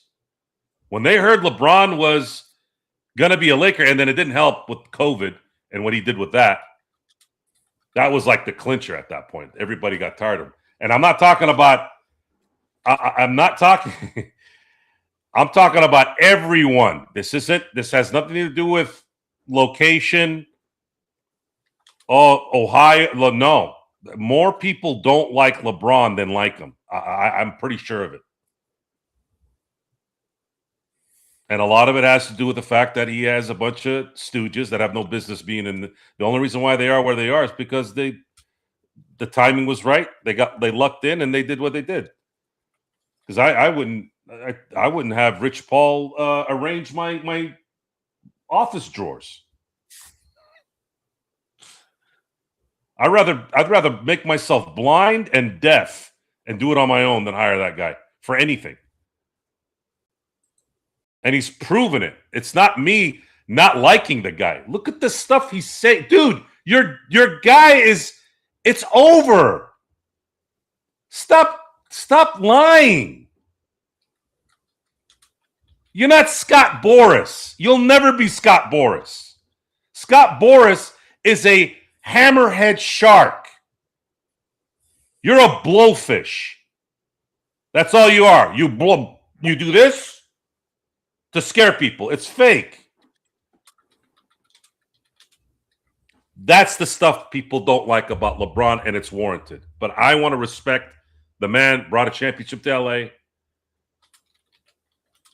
played 8 years. There were some really good games in there. You got to enjoy the ride sometimes, too. You can't just be focused to the end every time, even though we are Laker fans. We're greedy. So all that is done now. The moment he signs with somebody else, it's officially over then. And now the Lakers can go on with this Luka era of basketball, and we got to see what this roster is going to be here within the next month. I think it'll be clear in the next month. Once again, it is the Lakers Fast Break. It is Lakers Weekend, brought to you by all of us here at the Lakers Fast Break. If you like what you see here, please go ahead and check out the daily show I do for the Fan Arc Network at Lakers Latest. Go ahead and check out what Joe does for the Joe Sorrell Experiment, and Legend for what he does for I Got Next Sports Media. Left on Base, just because you ask for him to yell at you now, he knows it's you, so he won't yell at you because he knows it's you. So you asking for him to yell at you won't go through because it's you. Legend. I want to go ahead and ask you the same question I was asking Joe earlier. When you see the Lakers updated roster with the guards, Luka, Colin Sexton, Jaden Hardy, Bronny James, Austin Reeves, Quentin Grimes, and Cameron Carr, small forwards, Jake LaRavia and Adou Thiero, power forwards, Sandro Mamakilashvili, Jared Vanderbilt, and then Walker Kessler and Kevon Looney as your center. What does that speak to you? Again, there's going to be more tweaking, I'm sure, by Rob Pelinka. There has to be. But what does that say to you about that team? What does that team start speaking to you? Again, we're not, as I said on our NBA observations, I don't want to go into full detail projections yet because you and I in August and September, we're going to start really looking at the league. I'm going to start talking to people that cover the various teams like you with Golden State and Atlanta. I'm going to form an opinion there of where I think the Lakers stand to the rest of the league. But initial impressions on what you think that team does, going forward. When I look at that roster, I say you can tell they're not done just yet because you still need to get a bona fide starter for 3 and 4 position. But when I see this entire roster, I see a much younger roster. I see more athleticism in some spots. And I can tell Luka handprint been all over this roster. I can tell it. When you got Grimes, who Luka played with, you got Austin Reeves back, you got Kessler, like a lot of these different moves, this is what he wanted. So you can see a lot of Luka handprint. When I look at this roster, I can tell that you're fully in the Luka era now. And this is his thing. I can tell that much. I can tell it's not a complete team yet. I can just look at the starting lineup and tell that no, this is not complete. But you can tell that it's in the direction of being a younger team, and the age limit around everyone is all around Luka. So just like you said, I won't say too much about what I think this team gonna really, really do, even though I kind of feel like I know. But I want to see what else they do first. But overall, you can tell it's a young team. You can tell that they're pretty much moving forward from last year's team and all that. You got so much younger now. And we get a chance to see what a Luka-led team, 100%, what it looks like. We're going to have a chance to see it. And let's see can Austin Reeves really show the world that he can be a number 2 option. Let's see it.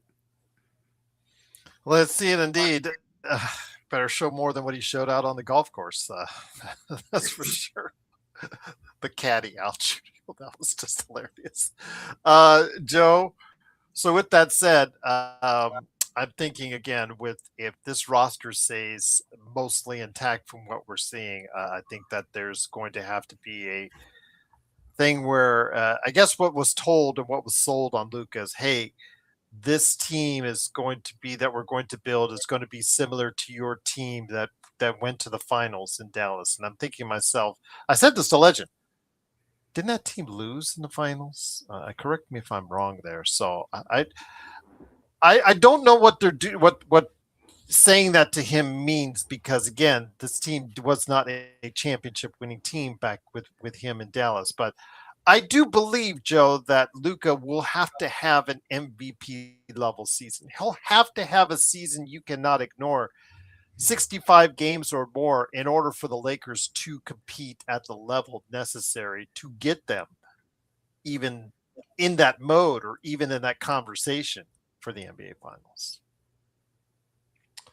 Yeah, that run was good TV, but the finals unfortunately wasn't, because Kyrie Irving was absolutely destroyed in that entire run. He was as bad as Manu was in 2013 and as bad as Draymond was in 2022. Luckily for Golden State, they had his punching bag play the playoff of his life, Jordan Poole. It's probably why Draymond got angry, because Jordan Poole probably said something like, "If it wasn't for me, you would have cost your team the championship."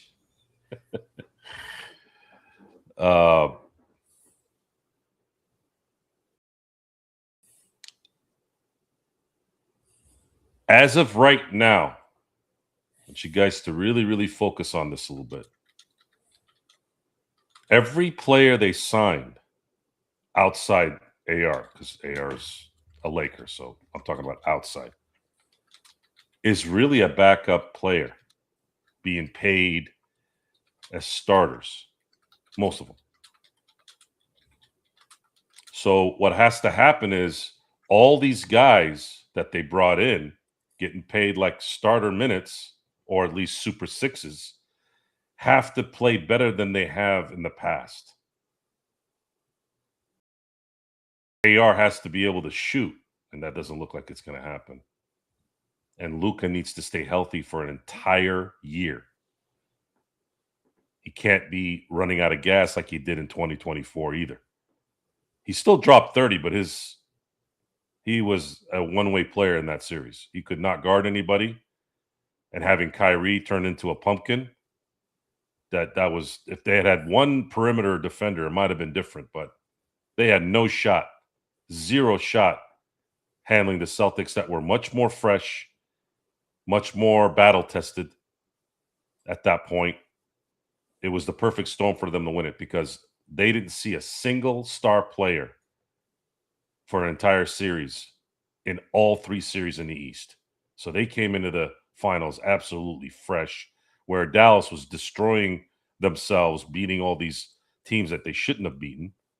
And then when they got there, Kyrie couldn't do anything. PJ Washington was too green. Gafford was too green. Luka was a one-sided player. And Jason Kidd is not really a good coach. That didn't help either. Head coach. There is no comparison because we don't know what the hell this team's going to be yet. Is Kessler going to be a defensive player of the year type player who can give you 15 and 18 points? What does it mean to be defensive player of the year, though, in today's NBA? I think especially during the season. Yeah. During the season. I think it's something that we may need to look into here. I know this is going to sound funny, but Victor Wembanyama was the defensive player of the year this year, right? How did he look towards the end there? He didn't look too good. He looked good, but not good enough to win when they should have won. And then you look back to last year. Who won it then? I believe it was Evan Mobley. How did that go? Before that, Rudy Gobert. Before that, Triple J. Before that, Marcus Smart. Before that, Rudy Gobert. I'd say Giannis winning in 2020 was, I hate to do this because I love Giannis. I think he's great. But that year was the biggest, one of the worst decisions on defensive player of the year I ever saw. Anthony Davis was he had one of the greatest defensive years I've ever seen anyone have. And that would have made more sense to talk about defense and how it's important. Because Anthony Davis was playing defense the way he did is the reason why the Lakers won a championship that year. So what does being defensive player of the year mean anymore? Before then it was, again, Rudy Gobert, and then you can say in 2017 it's, Draymond Green was the defensive player of the year. Before that it was Kawhi Leonard. So there was value in that, but over the last decade, has there been value? Has it turned into having the best running back in the NFL on your team? What does it mean? It doesn't usually mean anything if the running back wins a rushing title anymore, does it? No. Doesn't mean you're going to win anything. I don't even know who was the last rushing leader that won a championship in the NFL. I think it was Terrell Davis in the late 90s. And that's what the Defensive Player of the Year award means in the NBA right now. But if Kessler plays that way, you now have the ability to stop teams. something that the Lakers haven't done for a while, especially when it comes to dribble penetration, making the player think someone is there, could be a problem, because we know DeAndre Ayton was going to do anything.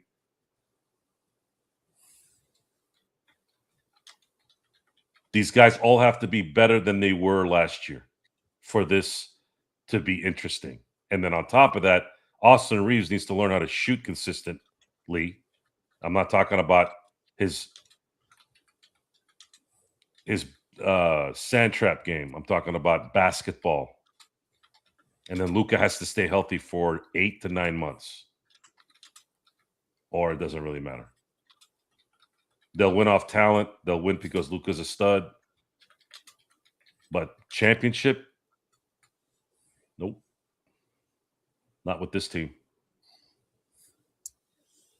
So I'll close it out with this. And once again, it is the Lakers Fast Break. Lakers weekend, everyone. Hopefully you had a great weekend as we head into the new week.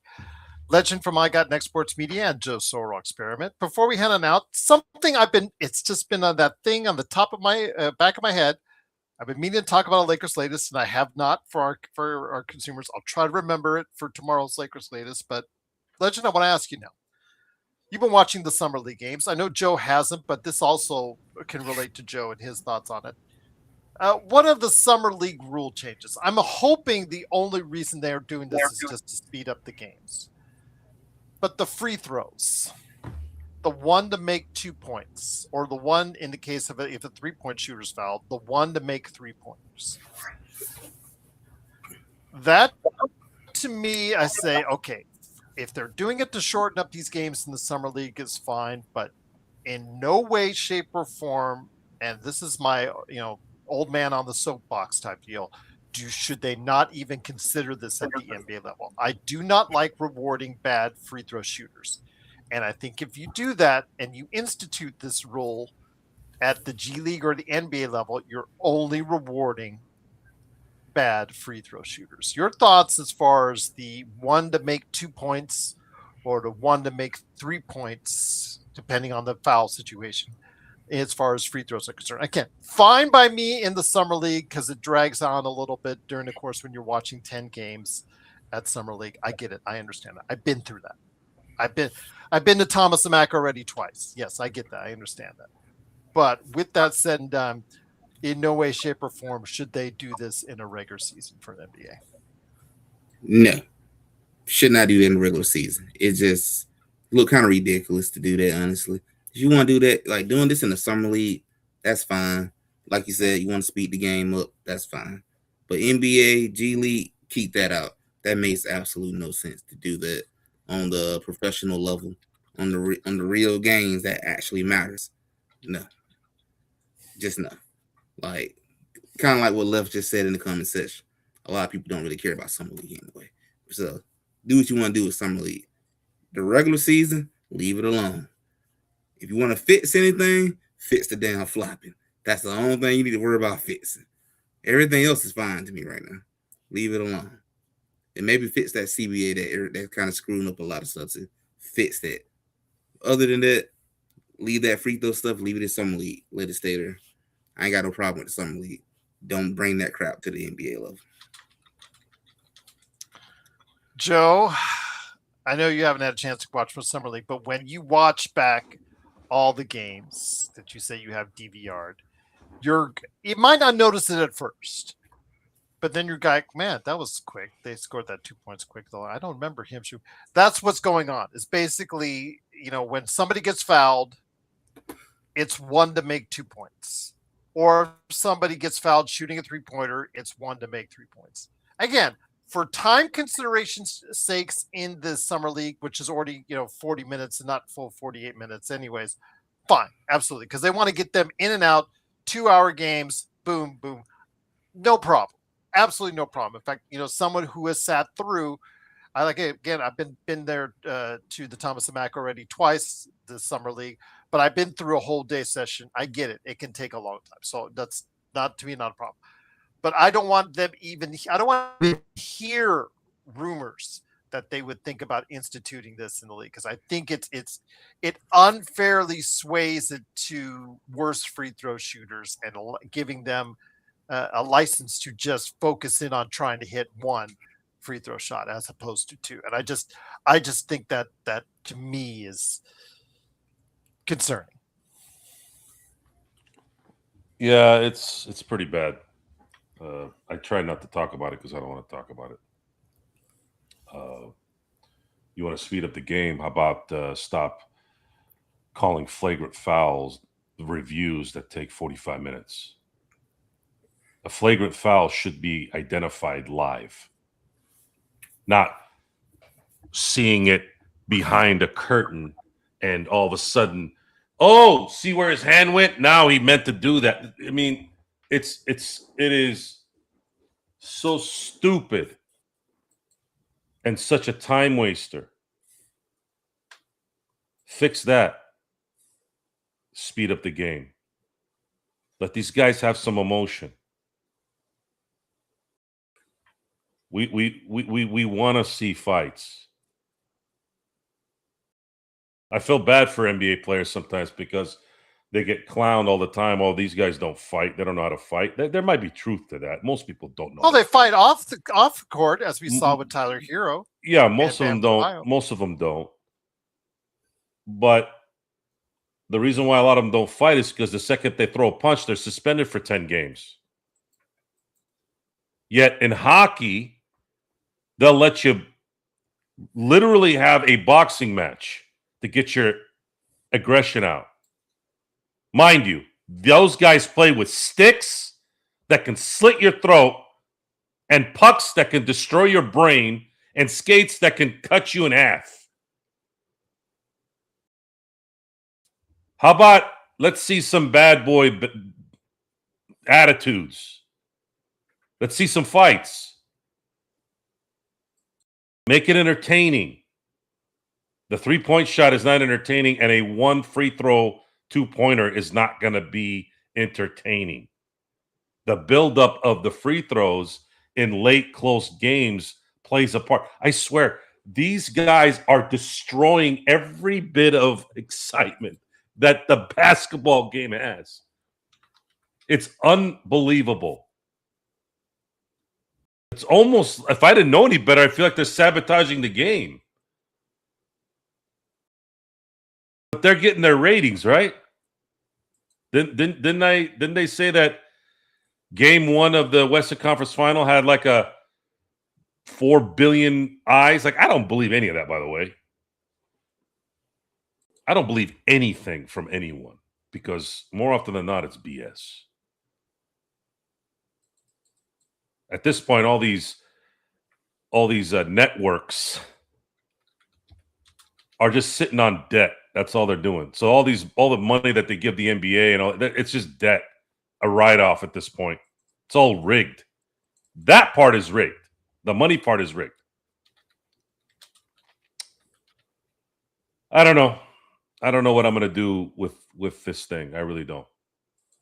I'm going to continue to watch it because I'm hopeful, right? We're doing a show. And maybe a lot of my Laker friends will come back because LeBron's not here. Probably not. Most of those guys live boring lives. It doesn't matter if LeBron's on a team. Like it's excuses, right? Like I was supposed to go to my 30th high school reunion in about 10 days. And I find out a few months ago that none of my friends are going. I'm like, what do you mean you're not going? For a second, I thought you were going to say all your friends are dead. And I was like, oh my God. No. I'm like, where is what do you mean you're not going? And it just clicked at that point. I'm like, you know what? I'm not making the effort anymore. And again, I'm not against anybody that I hadn't seen in 30 years over there. That's great and all. I mean, what am I going to do? I'm going to go over there, talk to a bunch of people I haven't talked to in 30 years and make small talk, BS talk. Oh, so what do you do for a living? Oh, I do this. Oh, yeah.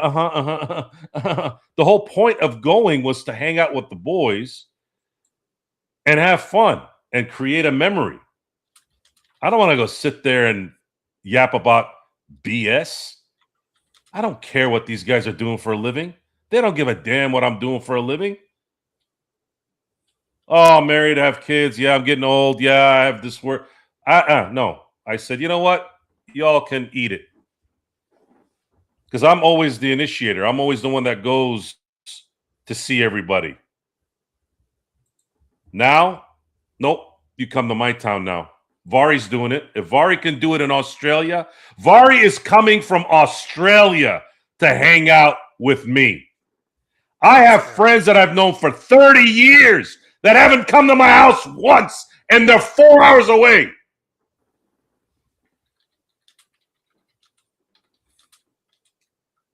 That's when they talk about receipts. No one beats me in the receipts business.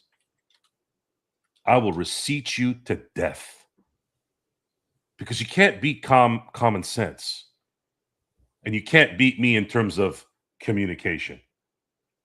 I got a degree in it, and I'm good at it in the real world, and now you're going to hear it. I've sat back for 30 years. You don't want to do anything about it? Then go suffer on your own then. So, yeah. Everything is lame. I mean, look at this move. I mean, we're kind of bouncing into one thing or the other, but it just seems like every corner I look into it's one lame thing after another. I think baseball is really the only sport right now that's giving me any joy. What's the NFL going to do this year? Kind of curious. We'll wait and see. But before we head on out, Legend, anything going on this week on your awesome channel, I Got Next Sports Media, before we head on out? Thinking about doing a live stream tomorrow just to talk about how my Atlanta Dreams are just collapsing right now in front of my eyes, watching them lose to Portland on Saturday. So probably going to do a short 15, 20-minute stream just to talk about the Dream Wise and waiting on LeBron James to announce so I can really talk about this free agency. Waiting on him to hurry up and say where he want to go to, because we already know he know where he wants to go. Just say it. Better you than me, because I am noise free. Noise free. No, look at the smile on my face. It's awesome. I've been enjoying life more. It's like a cloud.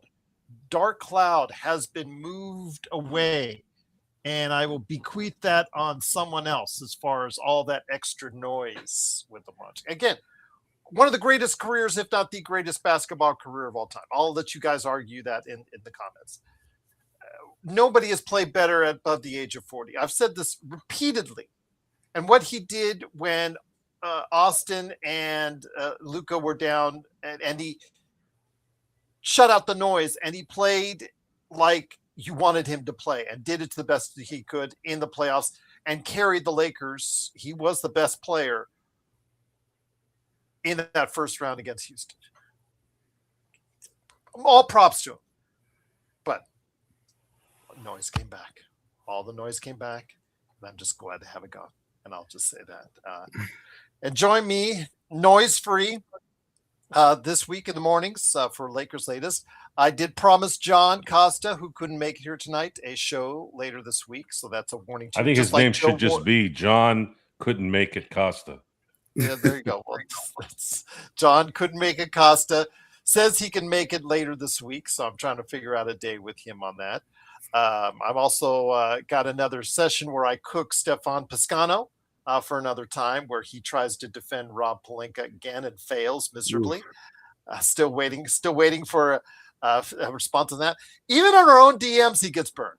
That's how bad it is. And I'll just leave it on that. But Joe, have you got anything cooking for the Joe Sorrell experiment with the All-Star game around the corner? There is something possibly Hot brewing. stove league for the Steelers are playing. The Steelers are going to start coming into the fold here. So here within the next month, so weeks, you'll right? be seeing some Steeler content. This is going to be Aaron Rodgers' last year, like every year after the draft, and mini camp, you hear nothing but positiveness. It's kind of like when you first do your draft in fantasy football or any fantasy league. Most people know if they're honest with themselves, but a lot of people are not. They're like, this is my year. I think I got a good team. And for Steeler fans, this is the first year in, what is it, 19 seasons where there's a new head coach. And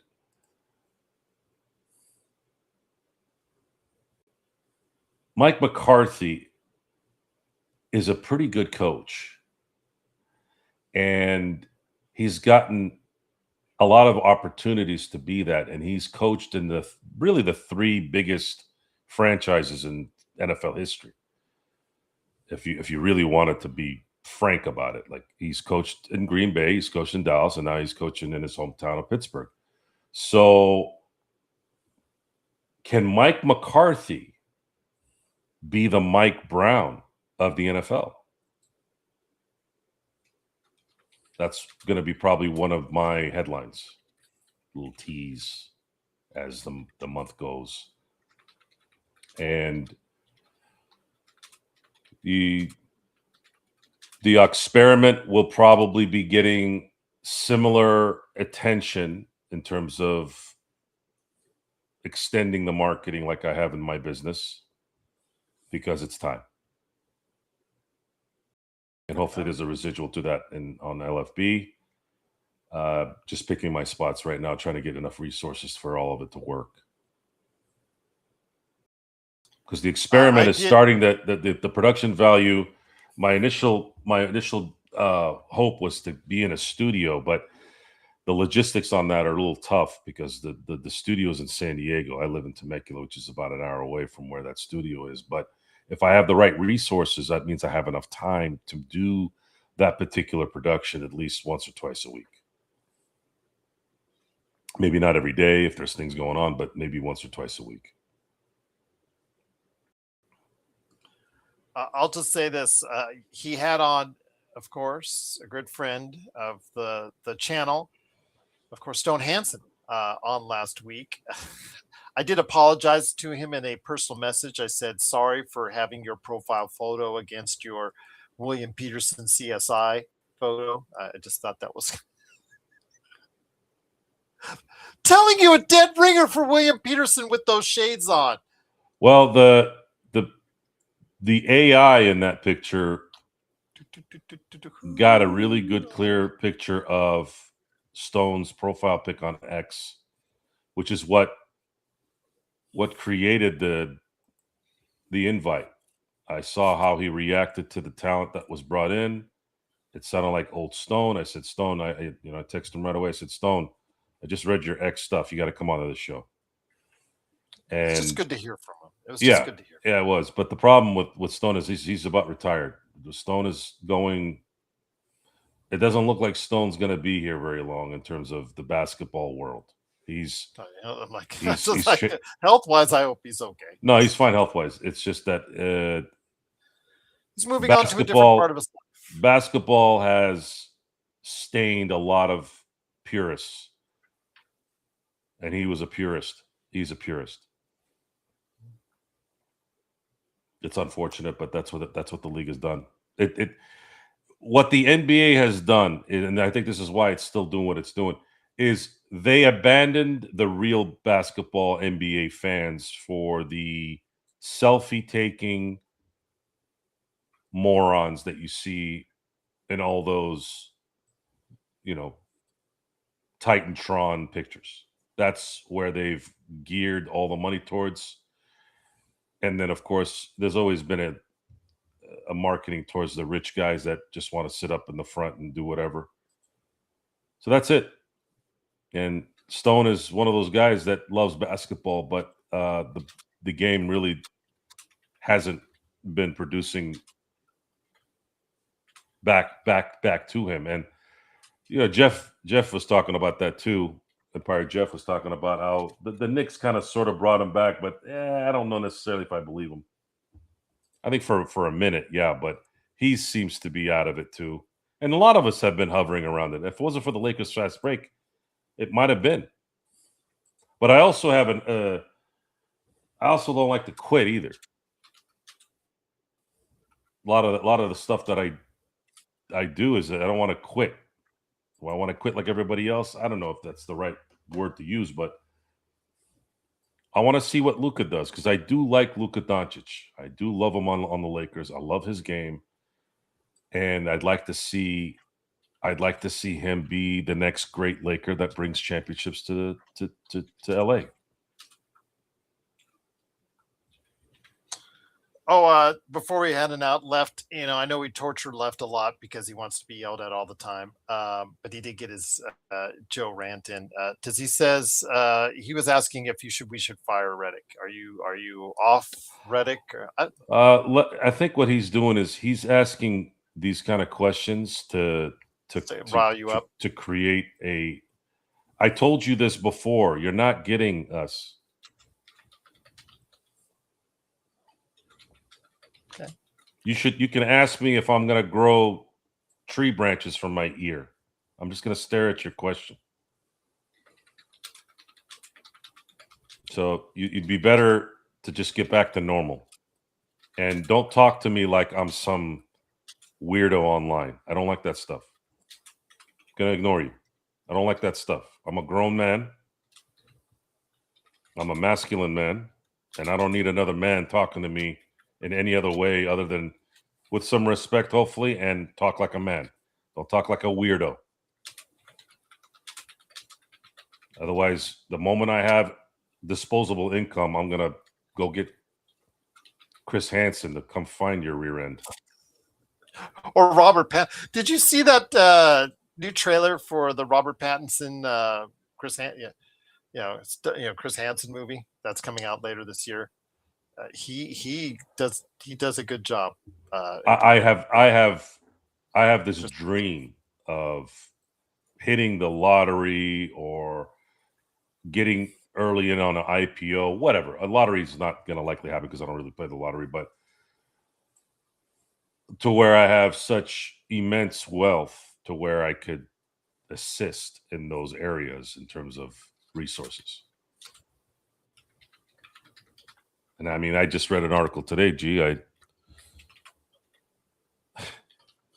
they did this sting out in Florida, man. He said within I don't know, what was it, 6 days, they found 51 guys. They're everywhere. And Tim Tebow talked about this. He showed a map of where all that stuff is and how it's going on. I'm like, so that's why I'm sensitive to that kind of talk. I don't like that stuff. You know what I did this week, Gerald? You know how I froze all of my credit bureaus. I froze you can't open a bank account under my name. I went absolutely CIA on all my stuff. So trust no one until they give you a reason to. And then as far as the mundane things like the Lakers and sports and all that, well, we'll be around to see what's going on. We're playing with house money forever. If you want to look at it, look at all of it with some optimism. Think about it. We've watched in this century alone, in this millennial, whatever, we've seen 6 NBA championships. The Cleveland Browns still haven't been to a Super Bowl yet.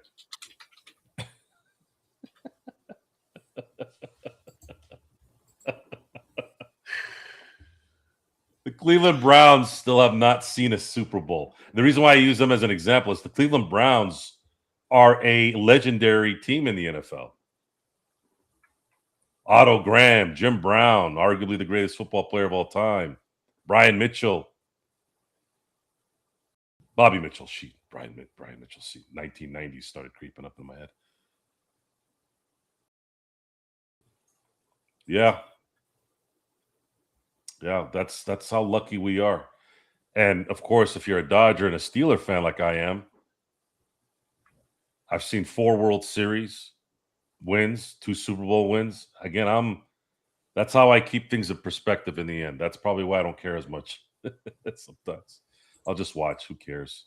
What am I going to do? Watch all the spin-off series of Yellowstone? Or just go watch Netflix and whatever weird things they put on there? I'd rather watch sports. Or Chris Hansen being Chris Hansen. And we'll see what indeed. Again, look out for Robert Pattinson's. I didn't know that. I actually am. I will definitely look. Yeah, for there's that. a good trailer. There's a trailer of it. It's just a little blip, but it has him in full Chris Hansen. I'm Chris Hansen, and you're about to be part of television history. Yeah, go look it up. It's a real good. It's they're putting it closer to the end of the year for Oscar bait material. So that's how much confidence I believe A24 has in it to give you an idea. So yeah, he pretty convincing indeed. But legend, my friend, before we end it out, I'll give you the final word, my friend, because I know Joe has a lot of words. But be that as it may, legend, your final thoughts on what you're looking forward to this week in the NBA with Summer League, LeBron, Jalen Duren. We forgot about Jalen Duren, the Denver guys who have not yet signed. Anything more before we head it out? Because Joe, I eventually got to talk to you about the Nikola Jokic thing. I may do it. You know what? Let's do it after this. Let's go ahead, Legend. We'll do it after this because I'm burning to dire to know about what his thoughts on Nikola Jokic is. That was actually one of the things I was going to mention. I'm curious to see, like, is Jokic just going to be like, nope, I'm good. I signed it next year. Put some pressure on Denver, make them have to make some moves, make them squirm a little bit in that chair, So that's probably my biggest thing. I'm really more interested in seeing how that plays out. And I also want to see, too, where LeBron going to go? Where are we going to close his legendary career? We're going to close it at. He's going to do what I think you should do, go to Cleveland? Or is it Miami, 76ers? Or I cry, he go to Golden State, and I can go on my porch and pull out my Hennessy and just let's look at the sunset and be like, damn, he had to come here. If Jokic wants to shape shift, well, let me preface it. Let me preface this first off. Jokic did not sign an extension, but after a game last Monday, Joe, in FIBA World Cup qualifying, he said, "My idea and desire is to stay in Denver. I'll probably sign next year. My desire is to play the rest of my life in Denver." If he waits till next year, Joe, he is eligible to sign a 5-year, $359.5 million contract. Yeah, I'll wait too. Now I will go ahead and ask you, is anything changed in your hope and plan for Nikola Jokic in 2027? If Nikola Jokic wants to shapeshift the NBA and add, I mean, it would be an atom bomb if he and Luka teamed up in LA.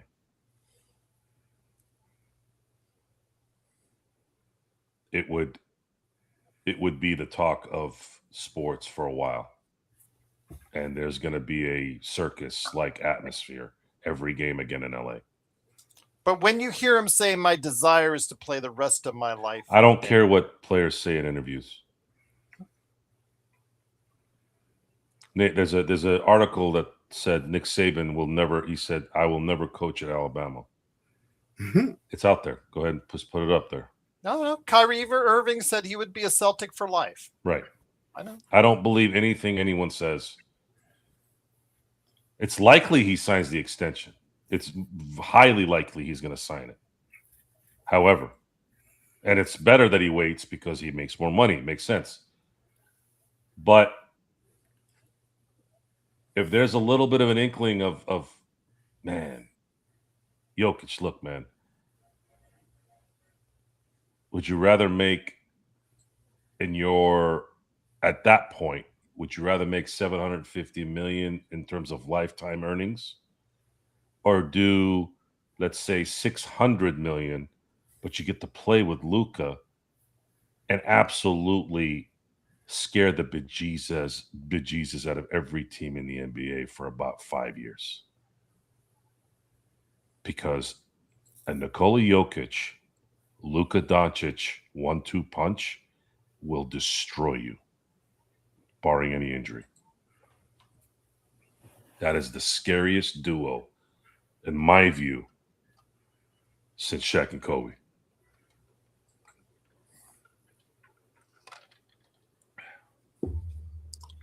And on that note, it is, of course, the Lakers Fast Break. Truly appreciate you joining us for Lakers weekend. I'm going to get Legend out of here because he's out almost 2:30 a.m. And I truly appreciate him staying up late. I know he's got some things later on this week. It's going to make him real busy, so I want to go ahead and make sure he gets some rest. Legend, I appreciate you spending the time with us again late into the morning hours with us each and every time out. Joe, appreciate you staying up late as well. Just thank you again for everyone out there, wherever you are in the world, for staying up with us right here at the Lakers Fast Break. We haven't been on much during the summer, as much as I would like, so I thought I'd get you in some extra time today just to go ahead and make sure you're here for some chit-chat right here at the Lakers Fast Break. Yes, Dunleavy is GM of the Warriors, not Bob Myers. Bob Myers is actually an advisor with the Philadelphia 76ers, Legend. Is that correct? I believe so. Yeah, he runs like an organization, but that's very much tied into the Philadelphia 76ers. In fact, he led the search, I believe, for, what was it, the front office replacement in Philadelphia. So I believe he led the search for that. So he is tied in with Philadelphia most likely right now for the foreseeable future. But again, great to have you here. Looking forward to bringing more stuff this week. Hopefully I can get Legend back in, Joe back in, John Costa back in, hopefully as well. Looking forward to having you here as well for all the stuff that's going on for LFB, maybe even some NBA observations as well. Looking forward to tying that all in.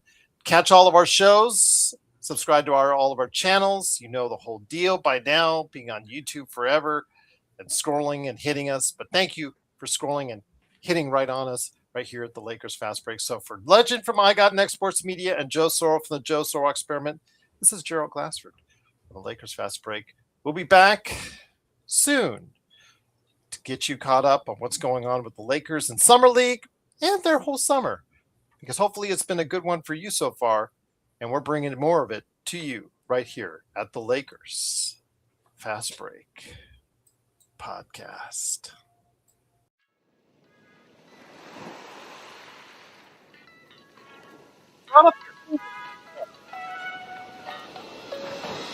What? I said, Joe, you brought up your finger too slow. Yeah, I didn't know you were going to cut out that quick. I can only say podcasts so long. It's the weekend. It's winding down. It's sort of down.